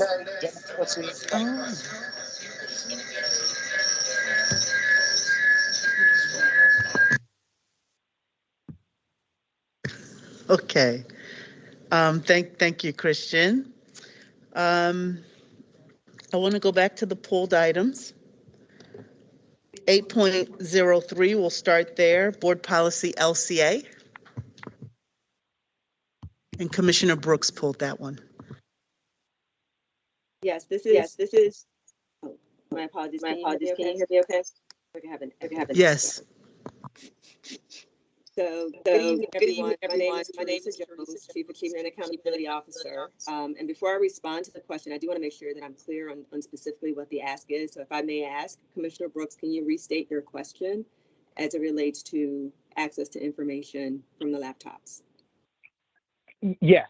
So the policy that we have here is about data sharing and agreements with a number of things, whether it's research, but also sharing with external partners. And so there was a report that some of the students who are using our equipment, our laptops, that officers or some software was able to track those. And so my question was, is this the policy where we should be talking about who gets access to our data? Are they an external partner to be able to show up at someone's house based on the search from a student's particular laptop? Or is that some other third-party entity that's sort of that an agreement that we made in a different area or policy? So I'm trying to get clear about that. Got it. No, that's helpful. And I'm not sure that I'll be able to fully answer your question. So let me start with this. So first, in terms of the policy, what the policy really speaks to is the ability for us to share data with the contractor if there is a contractor involved. And in this case, what you're referring to is actually related to the software that is being used for this activity monitoring. And then once that activity has been monitored, I think your question is in terms of who then has access to that data, which it sounds like, as I understand it, and there are other staff that may be available to speak to this on the call as well, is that the primary use of that was to be able to have flags that would identify students that are potentially at risk. And that based on those flags, that information would be shared first and foremost with the administrators and social workers to provide support in that area. Now, I think there may have been questions around whether or not school police have access to that and whether or not that is governed by it. Is that what's driving this? Because I also try to take a look back at the article itself to make sure that I understood where this may have been coming from. Absolutely. And I also have another question specifically to our internal data too. But yes, thank you so much. That is actually what I'm trying to get at. Okay. So in terms of staff that are on the call, do we have any other staff members on the call that are able to answer that specific question? Because I think I answered the question in terms of how it was intended to be used in terms of students that are at risk based on sort of suicidal tendencies and things of that nature. And that type of monitoring has been something that we have done for quite some time. And so the use of software or technology to monitor that is not unusual. There is also a level of monitoring that is similar to that when we undertake any type of assessment testing. So the state assessments themselves, they do similar monitoring to be able to identify if there are any students that might be at risk in order to take action on that side. So I do just want to acknowledge that whole idea of monitoring to be able to see if there's a real issue is not unique to Baltimore City, and it is actually being done in part in relation to state assessment activity. Yeah, so that's really helpful. I think sort of what that flags for me, that given sort of our now at that time of COVID, before we were back in school, that the sheer number of students using technology has changed. And as a result of that, there's more opportunities. And I guess what I'm more concerned about is not the flag for social workers, but the school police and or any officers who are able to sort of just show up at someone's house. Then the back end supports are when they're showing up, knowing that anytime there's an altercation with a officer and a family or a student or a child in our district, increases the likelihood of them sort of entering the carceral system and given our context, what decision making that led to that space. And so that's what I'm trying to get a little bit of understanding around that process. Okay. And I see we have some other staff members that have come on camera, so I'm going to allow them to answer your question. Thank you. Sure. So good evening, everyone. This is Dr. Brooks, Executive Director of Special Education. So that software that we're actually speaking about, the GoGuardian software, is actually monitored and supported by staff from both the Office of Special Education, where our school social workers and school psychologists, along with the school-based administrators, if there is a flag where a student is on a particular website or is relaying some information via this software that could be dangerous to both either themselves or others, the flag then is shared with a clinician, again, either the school social worker or school psychologist. Then we alert school police if it warrants the school police to be alerted to then do a monitoring or a check. So for instance, if a student says something where they may have a weapon, that will be the case that we would then alert a possible school police to go out and monitor. If it's something where it's involving the mental health of the student, that's where our office then supports the family, providing resources, provides those mental health supports for the student, and we would not necessarily alert school police. So school police is only alerted if there's actually a case where the student has provided information via this software and on particular websites where they are providing danger to themselves or to others. And it's in collaboration with the mental health provider. So it's not necessarily that the school police is going to the home on their own. And many times it's in conjunction with the mental health clinician, the either school social worker or school psychologist at the school. On the weekends or evenings after hours, we've partnered with partner agencies of mental health clinicians that are also providing that support as well. So has that answered your question a little more? Yeah, so what I'm hearing, or at least correct me if I'm wrong, is that we use a software, GoGuardian, which is not uncommon to monitor the students who are accessing things for appropriate flags, whether around suicidality or causing harm to themselves or others, or any of those flags. And sort of in those moments when in consultation with your office and the school social work, there's some discussions about sort of any flags that are raised, and then determining the severity of the situation.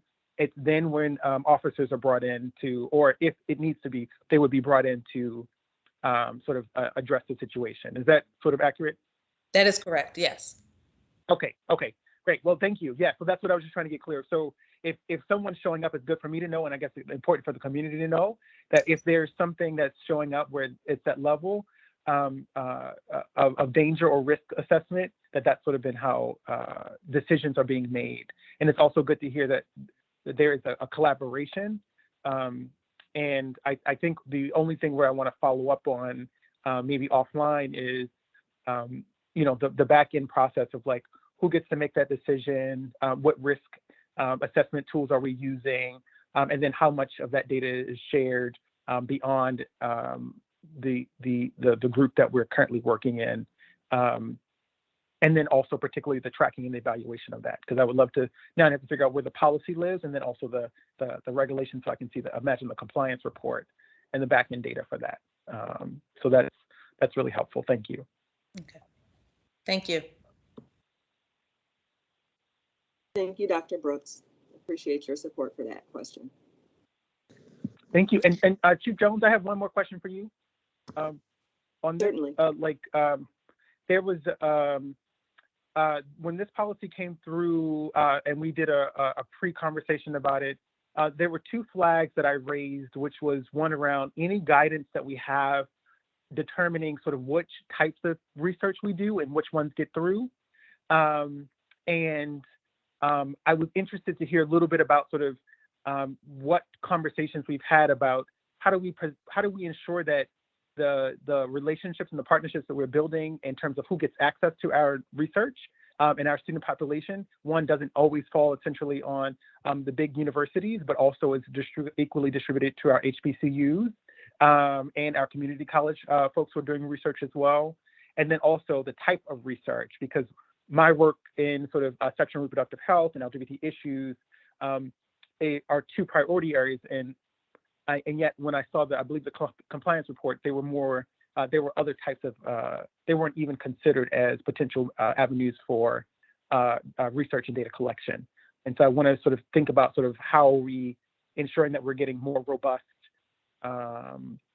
data partners, and then other and additional types of research can come in and not just be sort of more traditionally focused on academics and that sort of thing.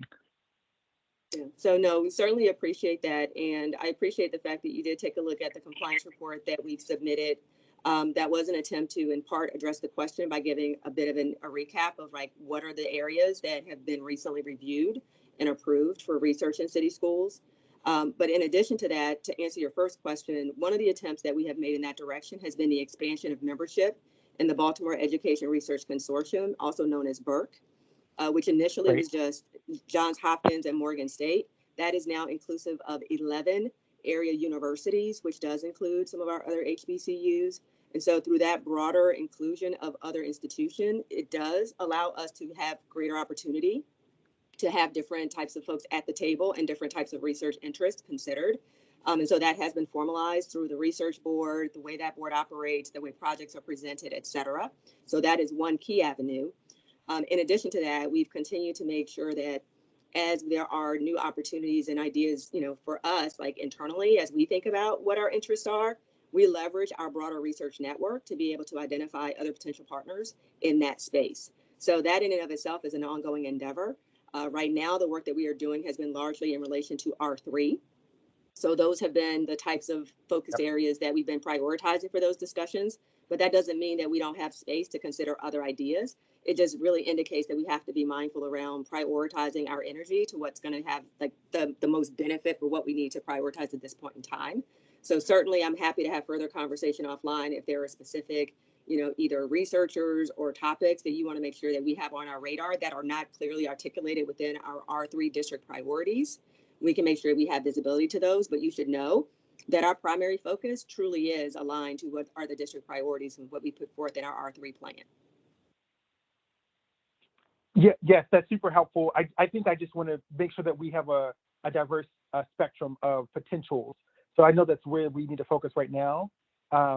And, you know, as a sort of public health social scientist, I know that whether or not someone has access to sexual and reproductive health services also impacts their ability to have engage in school in their learning. So just a really holistic perspective in terms of how we do research.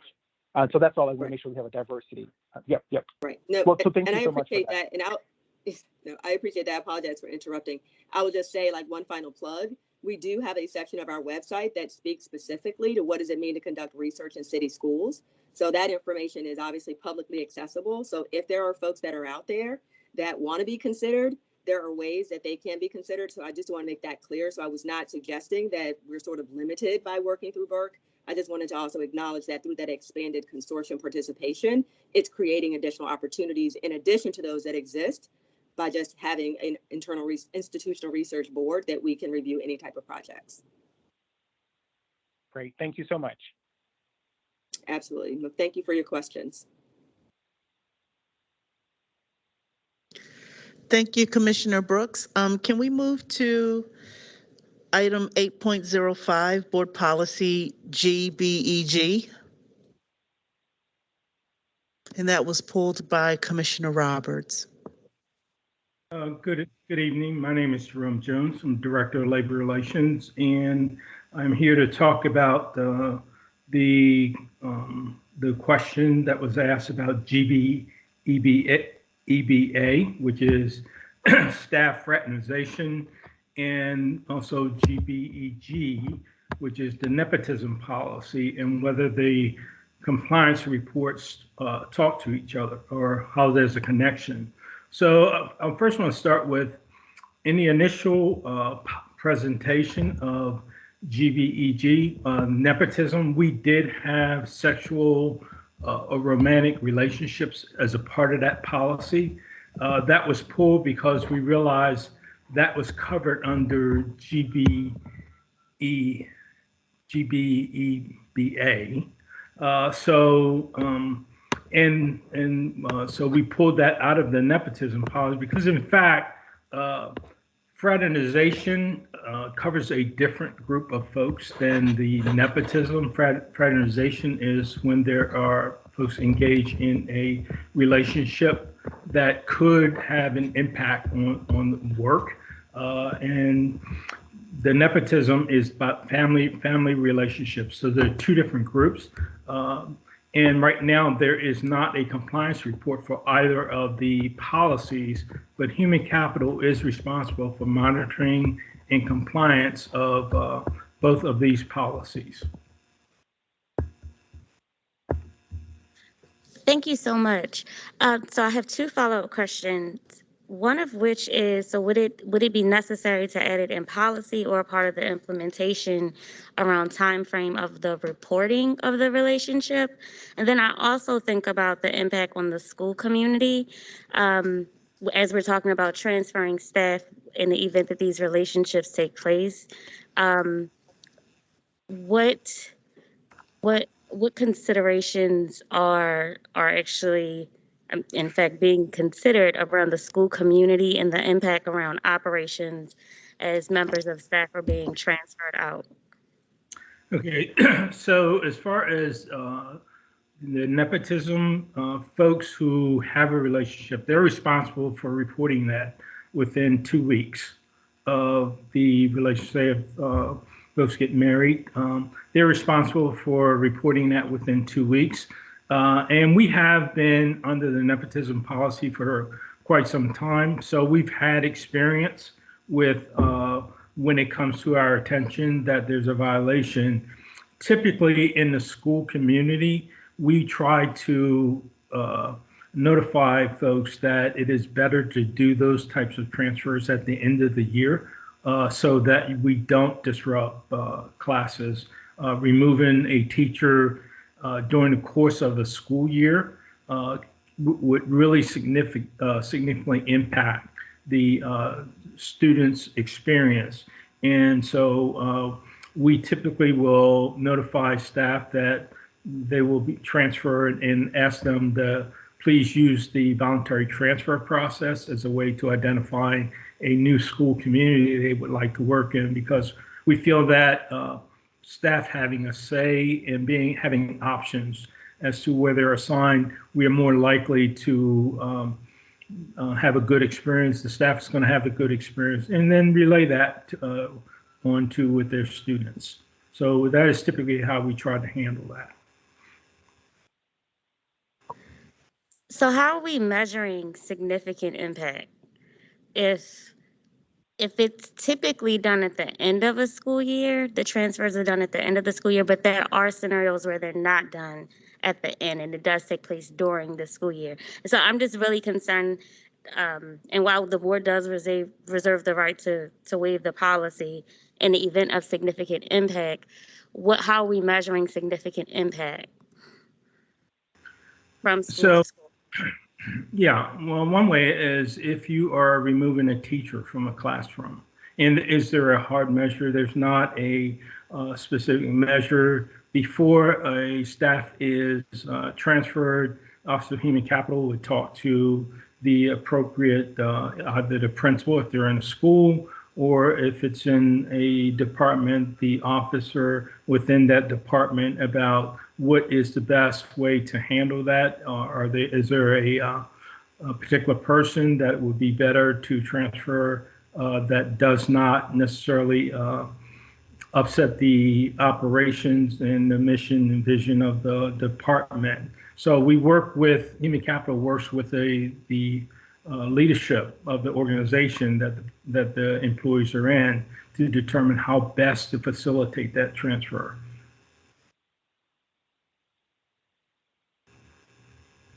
Thank you, Mr. Jones.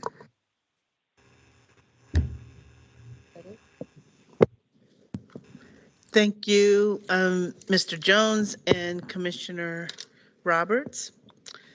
With all of that, is there a motion? Oh, I'm sorry. I want to ask Commissioner Horowitz if you have any additional questions about either of these items or both. No, I do not right now. Okay, so I want to call for a motion. Is there a motion to approve 8.03 and 8.05? So moved, Bondima. Thank you, Commissioner Bondima. Is there a second? Second, Chinya. Thank you, Commissioner Chinya. All in favor? Commissioner Bondima? Yes. Commissioner Brooks? Yes. Commissioner Chinya? Yes. Commissioner Griffin? Yes. Commissioner Horowitz? Yeah. Commissioner James? Yes. Commissioner McFadden? Yes. Commissioner Reed? Yes. Commissioner Roberts? Yes. And I'm in favor. That this motion passes 10 in favor.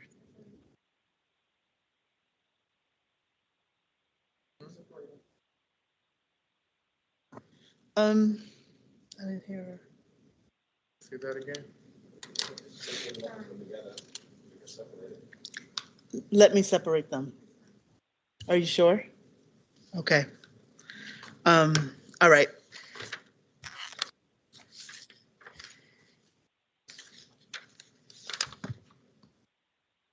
All righty. So, okay, I want to go to, thank you very much. I want to go to the remaining consent items. Is there a motion to approve the remaining consent item agenda? So moved, McFadden. Thank you, Commissioner McFadden. Is there a second? Second, Reed. Thank you, Commissioner Reed. All in favor, Commissioner Bondima? Yes. Commissioner Brooks? Yes. Commissioner Chinya? Yes. Commissioner Griffin? Yes. Commissioner James? Yes. Commissioner McFadden? Yes. Commissioner Reed? Yes. Commissioner Roberts? Yes. And I'm in favor. This motion passes all in favor. I want to allow us to go back.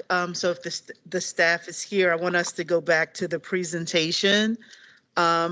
Supporting LGBTQ students and other stakeholders in Baltimore City Public Schools community. Hi, this is Josh Sivan. I'm the Chief Legal Officer, and I have the good fortune to co-facilitate this work with Jane Ehrenfeld, who's our Director of Fair Practices, with Chidamawe Daka Malanda, who's our Manager in the Department of Equity, Office of Equity, and Dr. Tracy Durant, who is our Executive Director for Equity. We have an update that follows on prior updates we've made to the board here, and I will turn it over to Ms. Ehrenfeld to get us started. Good evening, everyone. So first of all, just reiterating what Chief Sivan said, that this is really a team effort and also reflects the work of our cross-functional team, which I'll talk about in a little bit. It's really important to note the board priorities that this work relates to. I'm a big fan of not reading things to people that are on slides in front of them, but I do want to note that priorities 2 and 4 and 5 and 7 are all really connected to the work that we're doing here.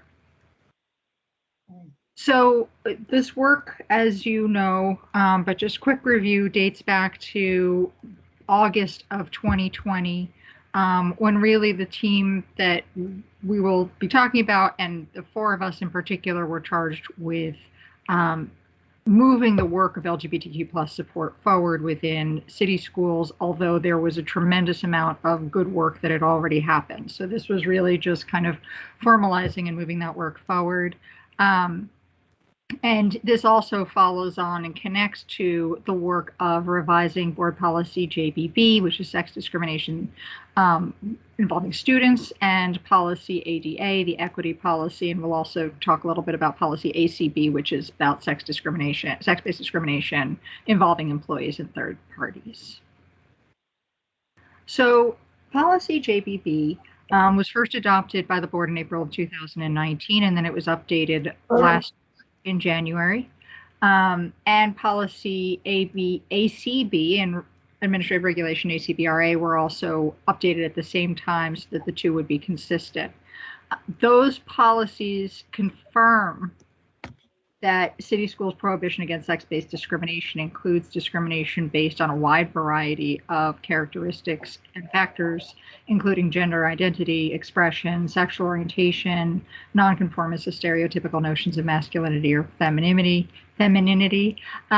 It clarifies the complaint and investigation procedures, and it spells out in very clear detail, again, both for students and for employees, important issues related to LGBTQ plus support, including the right to be known by the pronouns and the name that you identify with, the issues related to LGBTQ community members and dress codes, that everyone has access to the facility that corresponds to their gender identity, and other relevant concerns. So as I mentioned earlier, last year, and we talked about this last January at the last update, we convened a cross-functional team, both internal and external stakeholders. Again, I'm not gonna read through the slide for you, but this is the mission statement and the vision statement for this work. And I really want to focus on and emphasize the fact that we put caring and support at the center of this work. The enforcement piece, the policy piece, of course, are really essential. The legal requirements are essential. The complaint response is essential. But we tried to center the idea that our ultimate goal is really that vision statement, that every member of the LGBTQ plus community in city schools is affirmed and feels brave and experiences equitable treatment. So the cross-functional team focuses on 6 key work streams, which are below. And what I'm going to do is just go through each work stream one by one and talk about some of the things that have happened in the last really 9 or 10 months and a little bit from before last January when we last presented. So the first work stream is the policy interpretation and implementation initiatives. There's been a lot accomplished. We have a phenomenal Title IX coordinator in the Office of Legal Counsel in the Department of Fair Practices, Courtney Calhoun. We have now a bullying/cyberbullying/Title IX point of contact in every school, and they have all now been trained on bullying, harassment, and Title IX, including issues around sexual harassment of LGBTQ plus students this past year. So they all have had that training and are up to date on the work of implementing board policy JBB. We've updated the non-discrimination statement. We have really been streamlining protocols, and you will also see as we go through the fall and winter, as we are working on revisions to board policies JBA, JICK, and ACA, that we're trying to ensure that all of these policies work together and talk to each other in a way that feels consistent. And then finally, we updated policy ACB and administrative regulation ACBRA, and we're working on policy ACB in line with the student-based policies. Couple of quick policy and legal updates from the wider world. I know we mentioned this last year. In August 2020, the U.S. Court of Appeals for the Fourth Circuit, of which Maryland is a part, ruled that schools can't bar transgender students from using bathrooms that correspond to their gender identity. And then just this past July, the U.S. Supreme Court declined to hear the case, which means that that Fourth Circuit ruling stands. So in Maryland, students have the ability to use the bathrooms that correspond with their gender identity. And then finally, when, with the advent of the Biden administration, the U.S. Department of Education's Office for Civil Rights really reaffirmed its commitment to protecting LGBTQ+ students from discrimination, and they have a list of resources, and they're taking a strong approach towards protecting members of the LGBTQ+ community. The next work stream is student engagement support and wholeness initiatives. We'll talk about a couple of these in the next few slides. But I just want to flag that this coming year, we're really going to start focusing the cross-functional team on designating safe zones within schools. There's lots of work happening to expand wholeness initiatives and incorporating that into the 3R system-wide initiatives, and then really working to target vulnerable populations of LGBTQ+ students. We know that LGBTQ+ students are highly at risk of being homeless. And having other risk factors, and so we want to make sure we're working to find, identify, and support those students.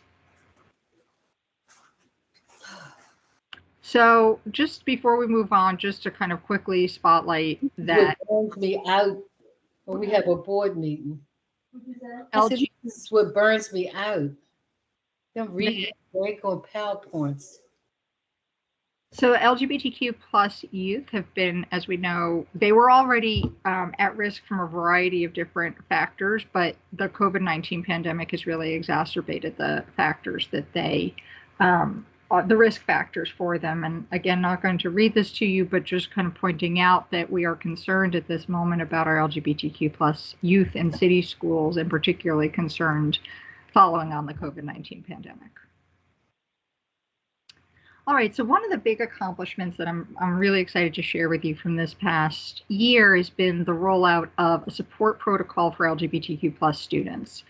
And it was developed based on a lot of benchmarking of support protocols in use in other school districts. It was the whole cross-functional team came together to really review it and give feedback.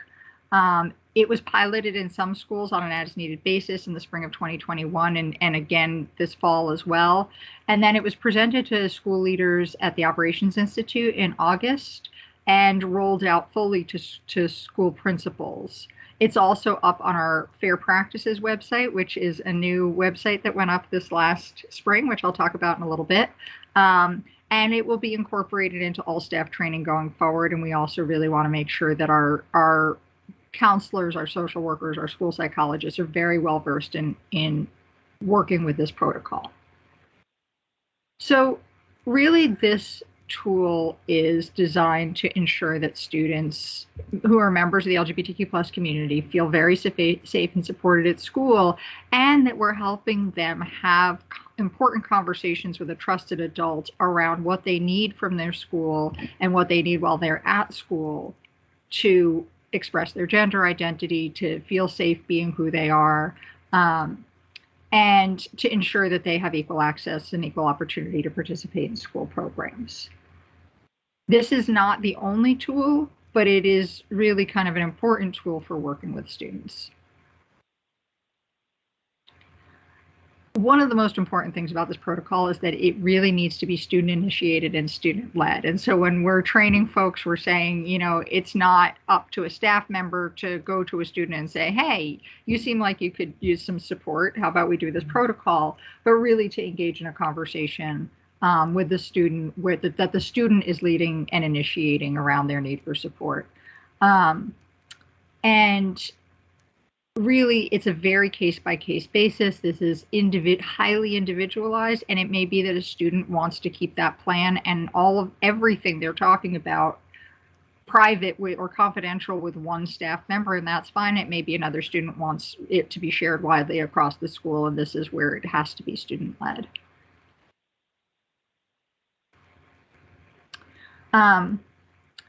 So actually, let me just go back for 1 second. So the support protocol, one of the most important pieces of it that I just want to make sure I don't lose here is to ensure that the school is aware of and that there are conversations happening around the student's level of support at home and how that affects their presence and who they are at school, right? And so there's a very critical piece of the support protocol where there's an assessment made of that support level at home, and then steps designed to help students think through what the implications of that are. If they have no support at home, if they might actually be in danger at home, then how do they navigate that, especially in terms of maybe changing an identified name or changing their gender, versus, if a student has a lot of support at home, do we want to incorporate the parents into the conversation so that it can be a group conversation, and really everything along that spectrum. But I think that's a very, very critical part of this, and for students to understand kind of all of the implications involved in the decisions around how they are at school, how they present at school, and how they express their gender identity or their sexual orientation at school. The next thing I want to focus on in this work stream is the listening sessions that we are working on and planning for, and really kind of around LGBTQ plus History Month, but beyond LGBTQ plus History Month. We are currently working with school staff to host listening sessions in the Gender Sexuality Alliances and other LGBTQ plus support groups in schools. A big learning, I would say, from last year as we were thinking as a cross-functional team about how to ensure that we were incorporating and elevating authentic student voice was really, how do we make sure that we're not just trying to invite students into our adult space and ask them to talk and ask them to kind of feel like members of that adult space? How are we going into their spaces and honoring that and honoring their need, especially around very sensitive topics, to have a safe space that is already carved out for them? And that's really how the listening sessions were born. And so what will happen is really that students within their GSAs will be having guided conversations with their GSA advisor, and then that information and what they share will then be kind of filtered back to the cross-functional team, and we'll build on it going forward. And the next slide lays that out in a little bit more detail. So essentially, the first step is these climate and safety discussions with GSAs. We also are hoping to attend the GLSEN Youth Summit as an additional opportunity to engage with Baltimore City students around these issues, and then to allow students to have an opportunity to come together as a cross-city group of students and to start relationship building with cross-functional team members, and then also to create space within the cross-functional team meetings for there to be feedback shared from students. And in that very scaffolded and supported way, to get to a point where GSA members and GSA advisors are joining the cross-functional team, but it's not as students coming into a wholly adult space. It's as a space that has been co-created with students and the adults together. Just highlighting, and this is really the work of Steve Plunk and Marianne Perkins, are two kind of leads for GSAs across city schools. We have 40 GSAs across city schools at this point, 18 high schools, 21 middle or elementary middle, and 1 elementary school. And that's really, really significant, and more coming online all the time. So that's really fabulous. So the next work stream is staff professional development. We piloted and rolled out a bullying, harassment, and Title IX training this past spring. To date, we've trained about 1,000 school leaders, counselors, social workers, student wholeness specialists, Title IX points of contact. On Friday, we'll be training the school police officers. And so really making sure that any staff member whose job really touches issues of bullying, harassment, and Title IX has this in-depth training. And then the next step will be to develop an online module during this year to roll out to all staff. And this training goes into, it really will be aligned, it already is aligned to the revisions we're proposing for policy JICK on bullying, and also it is fully aligned with policy JBB as it was updated last year. And then the other major training, as I mentioned earlier, we did a presentation for school leaders on this whole initiative and also on the support protocol in August of this year. And our next step there is to also develop a module on LGBTQ+ support for all staff during this year. The key objectives, I think I've mentioned this mostly already, but just a quick snapshot of the key objectives of that bullying, harassment, and Title IX training, really making sure that folks are well versed in what their obligations are as staff members, how these issues are reported, how they're investigated, and what the laws and policies require. I'm really excited by the feedback we've gotten. This is just a snapshot of who's completed the survey, but folks are telling us, they're communicating with us that this training has been incredibly helpful for them.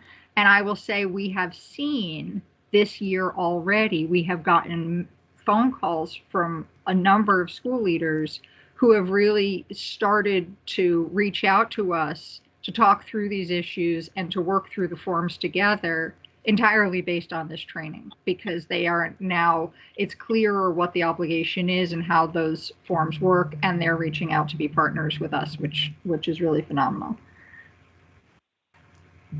And then, as I mentioned, we did the presentation at the Operations Institute in August. And that was also, I think, really important for school leaders. We aim to be very practical in our trainings and to give people, I'm a former teacher, so I really want people to walk away with something practical and useful that they can implement. And so that's what the goals of both of these trainings have been. And again, I really have the impulse to read this slide from start to finish because it makes me really happy, but there's just a snapshot of some of the feedback that we received on that Operations Institute presentation. Folks really focused on how immediately useful and helpful what we were sharing was. And then there's been other targeted professional development. Just one example here was an outside presenter who came in to work with fine arts teachers and their mentors on issues of LGBTQ+ support. And we really encourage that. And when those opportunities arise, we pass them along, we share them, we join the conversation where we're invited to.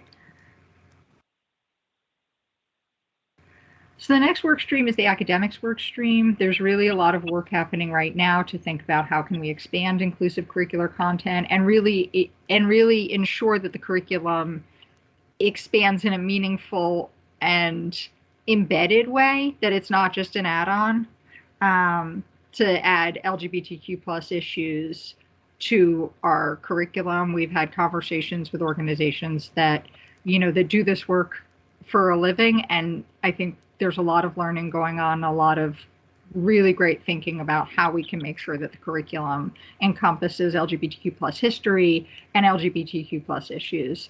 And the same for the health education curriculum, making sure that the lessons that are related to issues of identity and dignity and respect ensure that they have messages around gender identity and sexual orientation as well.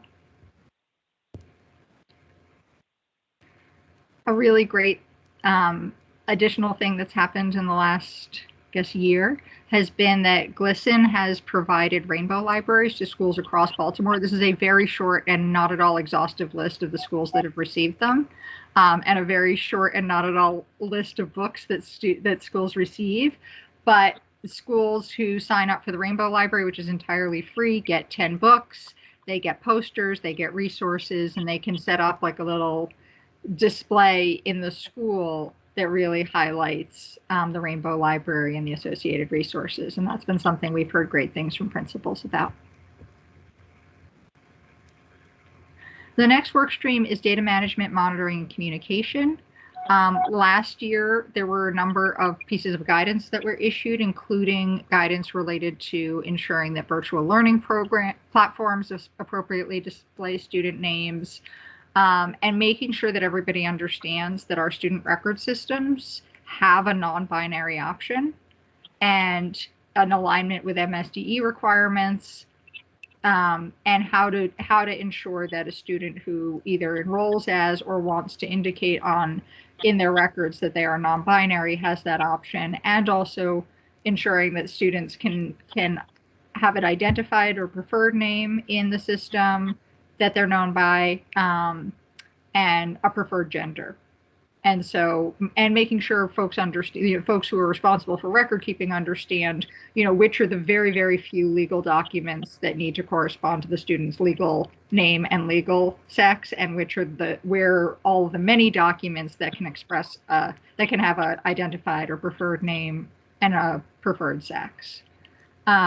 We are working right now on really ensuring that our data streams are flowing and that data related to all of these issues and from different policies are talking to each other, and really also thinking about how to expand family and community outreach and engagement around these issues. A few highlights on the communications front. As I mentioned earlier, we have a beautiful new Fair Practices website, thanks to Justin McCraw and the whole team in comms. They put up this beautiful site. Both the staff fair practices page and the student fair practices page have LGBTQ plus support sections with resources, with the student support protocol, external resources that students can reach out to if they need to. And so we're really excited about that. We encourage everyone to spend a little time on our website because it's really a fabulous resource. In June, in Pride Month, there were communications around Pride Month that went out. This was the banner on the website and on social media. Again, the comms team deserves all credit for all of this beautiful work.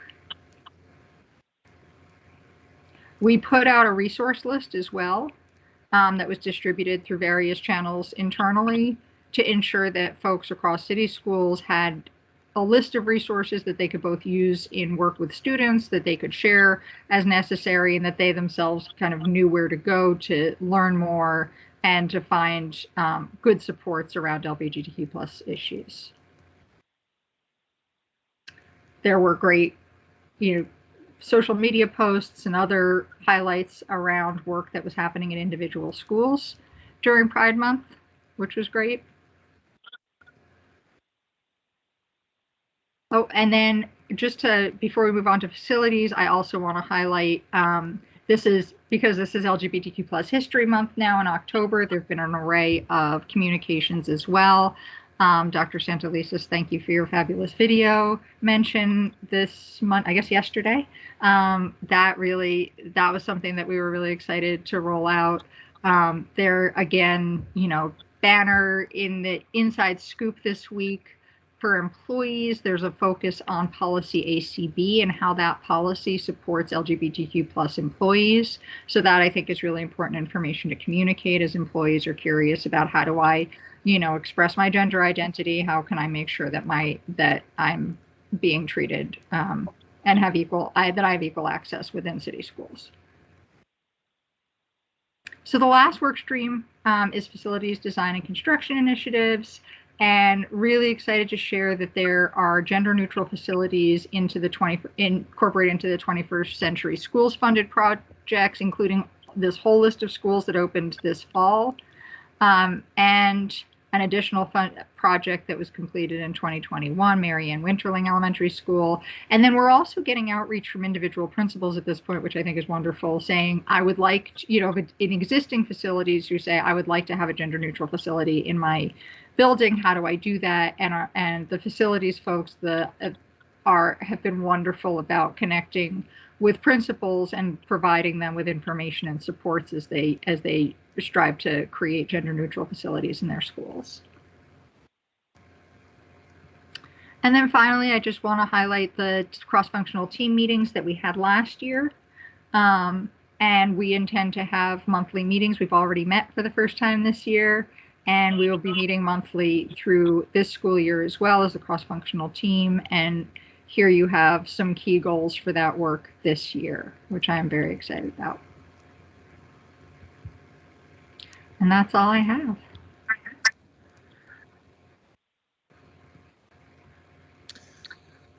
Thank you so much for that presentation, commissioners. Are there any questions? Are there any thoughts? It was a lot of information. It was quite substantive. So to my board colleagues, are there any thoughts, questions? Yeah, this is Commissioner Brooks. Just want to say thank you all so much for the incredible work that the district is doing to really hone in and focus on the needs of our LGBT students, and just really appreciative of the folks who've taken up the charge to create a more coordinated approach and strategic approach to ensuring that every student feels safe and affirmed in their school building, and the teachers and the staff who go into making that possible. And I also want to just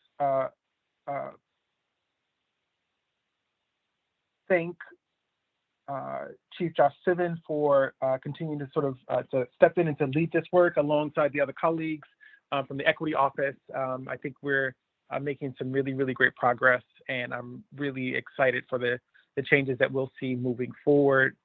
I do have two thoughts. One was around thinking about sort of how the work of this LGBT, sort of the actual name of the document so I can get it right. Where is it? The Student Support Protocol for LGBT Students. Would love to hear someone talk a little bit about how that relates to our student learning plans and how that's fitting into the 3 Rs. I know that there was some stuff on the presentations, but it would be great for the folks who might not be in front of a presentation on their computer to be able to hear you talk a little bit about that relationship. And then also, when we're thinking about, and this is I think a wonderful place for me to be at anyway, which is as we're thinking about all of the student groups that we're sort of bringing in to get feedback from, like GLSEN, who's been doing some really great work in our district, to also remember that not all of our LGBT folks who attend those spaces, that we're sort of also having a broader reach, because as we know that sort of Black and Latinx and other students of LGBT students of color don't always access those spaces. And I say that's a great place to be, because I'm so happy to say, hey, we have this broader network, and now let's have some coordinated efforts to make sure that we are reaching our racial LGBT, racial identified POC LGBT students as well. So yes, I'd love to hear a little bit about that plan, the relationship between the Student Support Protocol and our 3 Rs.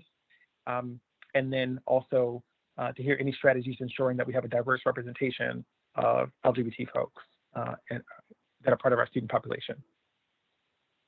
Yeah, thank you. I mean, I'm happy to take a stab at answering both. I think, you know, for right now, so the Student Support Protocol is really designed to be student initiated and student led. So at this moment in time, we're not really planning to incorporate them directly into the student learning plans protocol.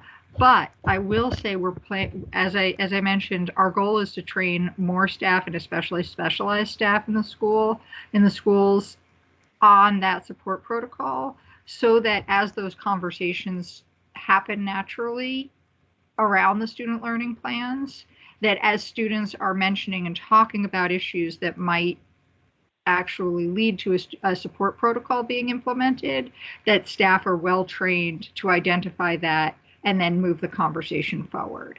And so I think that's really our work in the next couple of months, is to ensure that staff are really clear on what this protocol is and how to take that student initiation and move it forward. But we're not intending to kind of have staff introduce it, because we do want it to be authentically student-led. And then on the piece about ensuring that we have really diverse representation, I completely, absolutely agree. And I think that's really an essential part of our work going forward. I'm really hopeful. Yes, it is certainly part of our plan to try to reach out to more external stakeholders, including groups that we are already connected to within city schools that are potentially more representative of our students and our employees.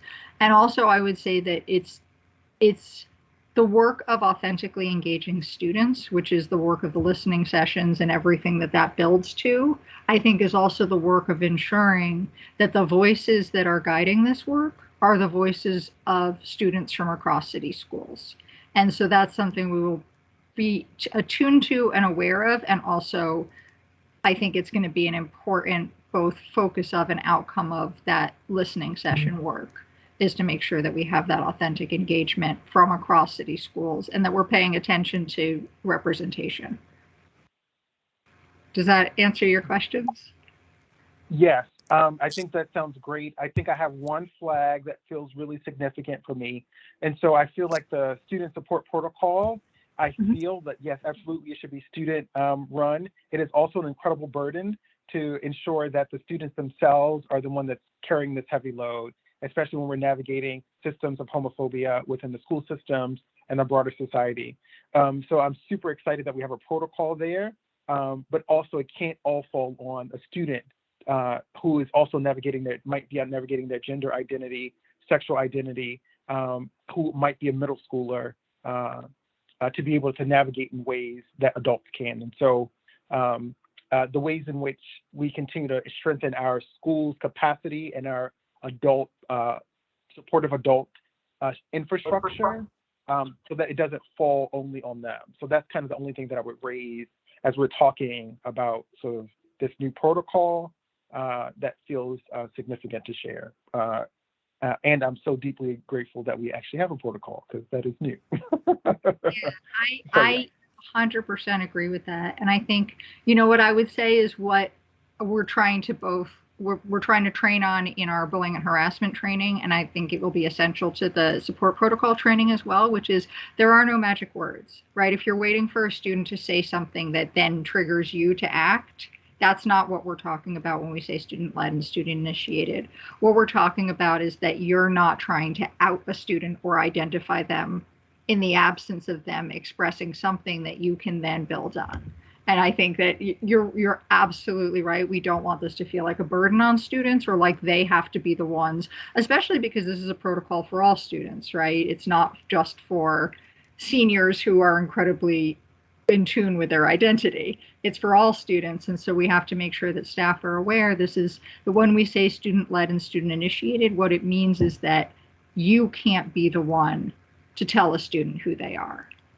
And you can't be the one to tell a student that they need to have a support protocol. You have to be listening first and then building from there. That's great. That's really great. Thank you. Thank you, Dr. Brooks. Is there anyone else that has questions or thoughts? Commissioner Horwitz? I would like to say thank you for the presentation. Sorry. I would like to say thank you for this presentation. I know when I was in the GSA, I guest spoke at one of the meetings that passed the bill for supporting LGBTQ rights in Baltimore City schools. So it meant a lot to see this presentation. The one question I did have was in regarding to standing up for student recognition and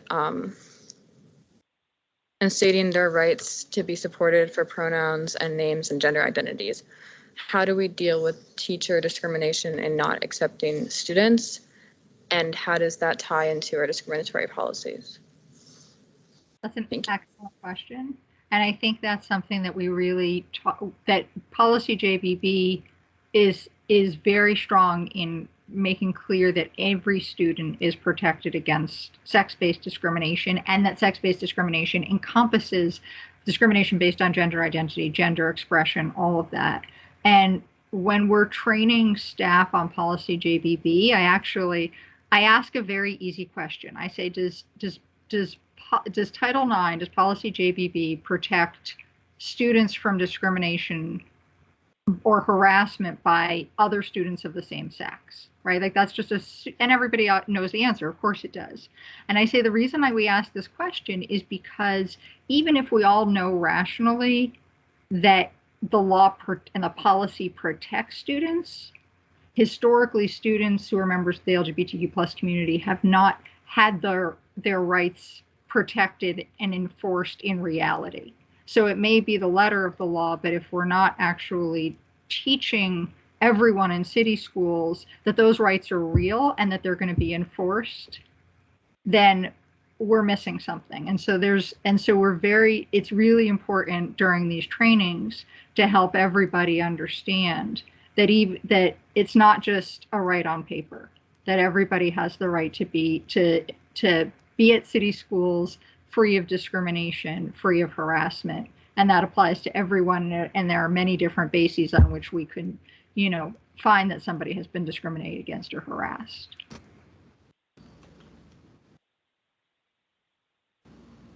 Thank you. Any additional thoughts, questions, colleagues? Dr. Santelises. I just want to, sorry, wrong mic. I just want to thank the team for their hard and attentive work on this policy and just the thoroughness with which they really have engaged these efforts, engaged young people and the school community. So just want to say thank you for the hard work on it. I appreciate that, Doc. One highlight is the increased number of GSAs that we have represented in our schools.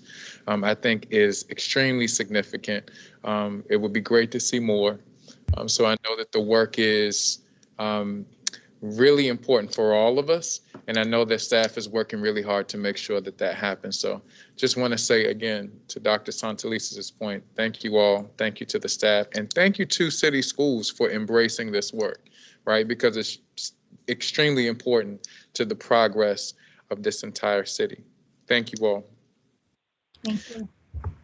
We are now ready for item 9.01. We will now hear an information item on the city schools ESSA Consolidated Strategic Plan.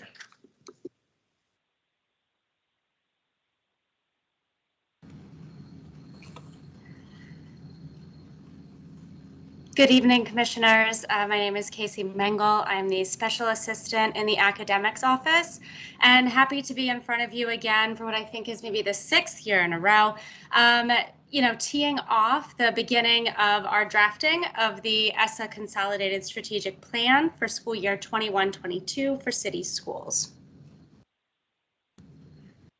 So tonight what I'm going to go through, and I will try to be brief in doing so, is just defining the Consolidated Strategic Plan so we all have a grounding as to what the plan is, identifying the purpose of it for city schools, sharing anything that may be new in this current year's edition as opposed to past years, highlighting some new strategic alignment, and then I want to make sure that I'm being clear and sharing the timeline for the submission process. This is just the initial draft. It goes through a process with the community and with MSDE, and then sharing sort of our next steps that we'll take with you all as a board and with the community and gaining feedback. I always have this slide each year because I want to make sure that this informational item, we're clear about what this presentation is going to do versus what it's not going to do. So this presentation generally just shares the background of the ESSA Consolidated Strategic Plan and the MSDE requirements associated with it, how we use it as a district, what sort of updates we can share, and then the timeline and opportunities for feedback. What I'm not going to be going through this evening is a summary of the content that is held within that plan or the strategies within that plan. Likewise, we're not going to go and review each of the grants that comes underneath of the strategic plan that we submit to MSDE. We do post all of that for community review as a part of this process, but it's not the purpose of this initial presentation. So just to make sure that the Board of Commissioners is clear, many of you have seen this year after year, but I know some of you are new. So I want to make sure that we have a grounding and understanding of the background for this plan. So initially in 2002, the Maryland General Assembly enacted the Bridge to Excellence in Public Schools Act. And that's when, as a district, we were first asked to establish an annual master plan. So you may have heard this in the past referred to as the master plan. Since 2002, we were asked to develop that plan, and even in 2015, when they reauthorized the Elementary and Secondary Education Act, we continued to have what was then a 5-year master plan that we provided annual updates on to the board. In both of those iterations, the plan typically allowed us to talk about our progress in ELA and math and other core content areas, and talk about that progress with regard to disaggregated student subgroups. And we also use those as opportunities to submit all of our federal and state titled grants. The same is true for the 2019 edition, but in 2019, you may all recall that we transitioned to the new ESSA Consolidated Strategic Plan, which actually took some of those pieces at greater depth and asked the district and all districts to identify 3 areas of focus and to show how we've aligned work to those areas and how we've aligned our grant funding to those areas. So it was definitely a shift. And since 2019, that was our original submission, which was approved by the state. In 2020, the state did not take new submissions, rather they accepted our recovery plan in lieu of the strategic plan. This year, they're having us come back with the strategic plan again. However, it incorporates our recovery efforts. So I'll talk a little bit more about that. So the purpose of our strategic plan is sort of fourfold. First, it gives us the space and opportunity to articulate our district's vision, mission, and really provide a narrative around strategic work that we're doing in the district. You'll see when you have the opportunity to review the plan that it is grounded in our equity policy, in our blueprint for success, in our board strategic priorities, and in the recent recovery, the Reconnect, Restore, and Reimagine plan recently submitted to the state. So it allows us to talk about all of those in a consolidated and comprehensive way. Secondly, it serves to aggregate and align current strategies to 3 identified areas of focus. I want to say just a little bit about this area here. So the 3 identified areas of focus for us were identified in 2019. You see them here as academic achievement in ELA and math, academic growth in ELA and math, and school quality and student support, which actually for MSDE serves as a metric around chronic absenteeism. So we identified those 3 areas of focus in 2019.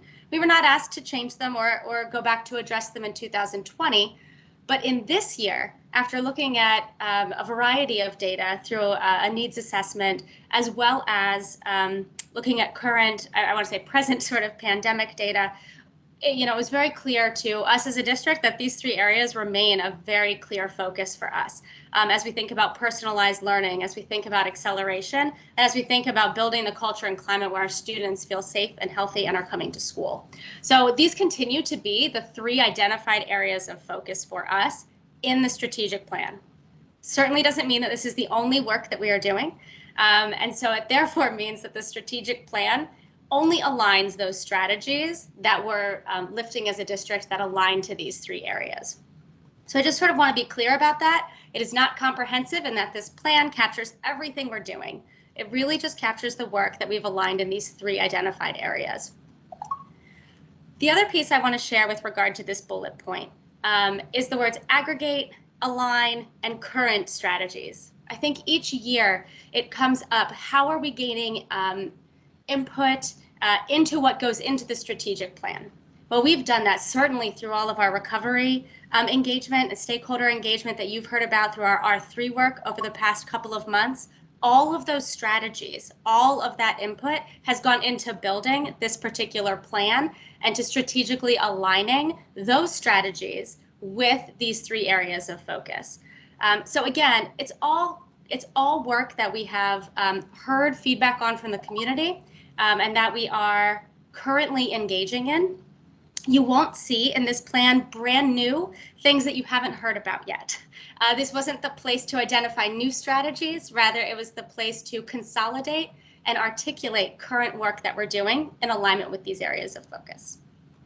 Third, the strategic plan allows us to highlight work in COMAR requested by the state. In this strategic plan, they've asked us to share our equity policy. They've asked us to respond to key questions for gifted and advanced learning, as well as comprehensive teacher induction. And then finally, the strategic plan serves as the mechanism through which we submit our federal, state title grant applications. So that's Title I, Title II, Title III, Title IV, etc. All get submitted through this. And what you'll see when you have the opportunity to review the plan is there's a chart that allows us to articulate which funding sources are aligned with the key strategies that we've identified.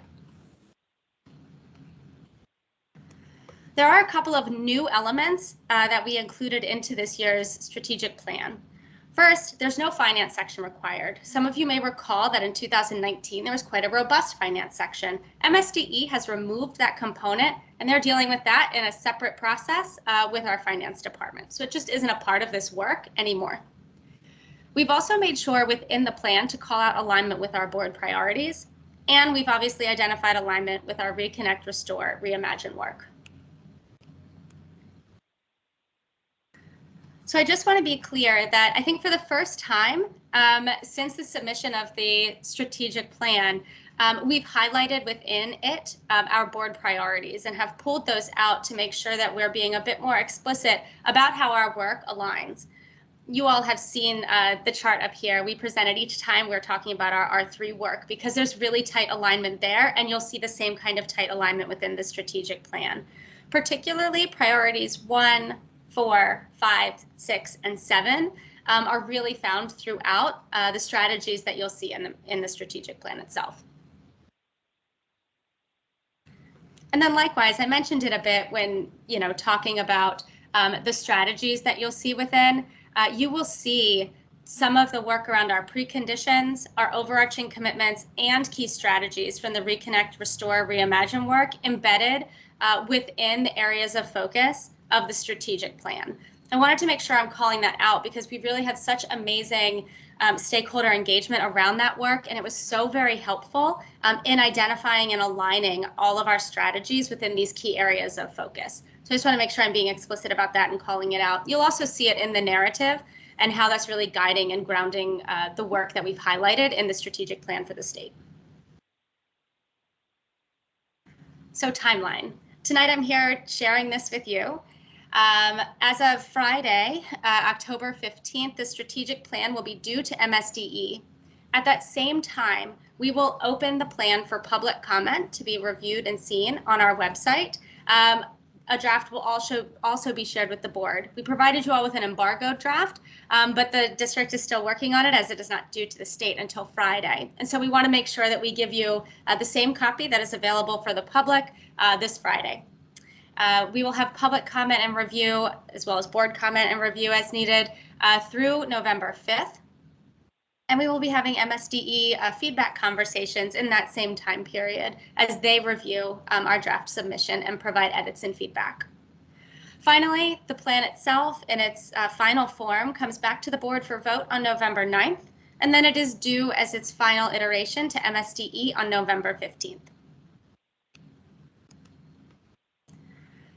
So last plug here, I really would love to hear feedback on the plan itself. We do believe that we've leveraged the voice from the field as we've heard through the R3 work that we've done in order to ensure that we're incorporating strategies aligned with our 3 areas of focus. But we want to make sure it's communicated clearly and in a comprehensive way to the state. So I do appreciate any and all feedback. It will be posted on our website along with a link to provide feedback on the plan itself. It will be open through November 5th.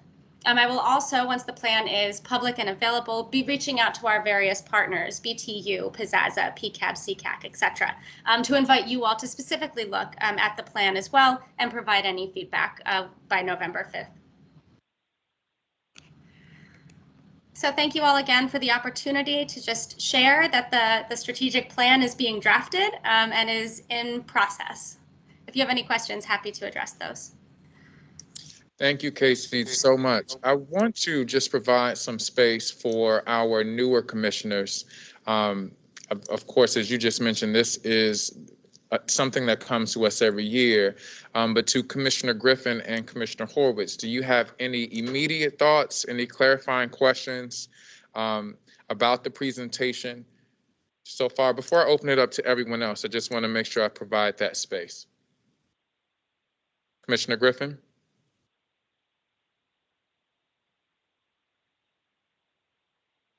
Commissioner Horwitz? No. Okay. Any of my other board colleagues, any questions, any thoughts?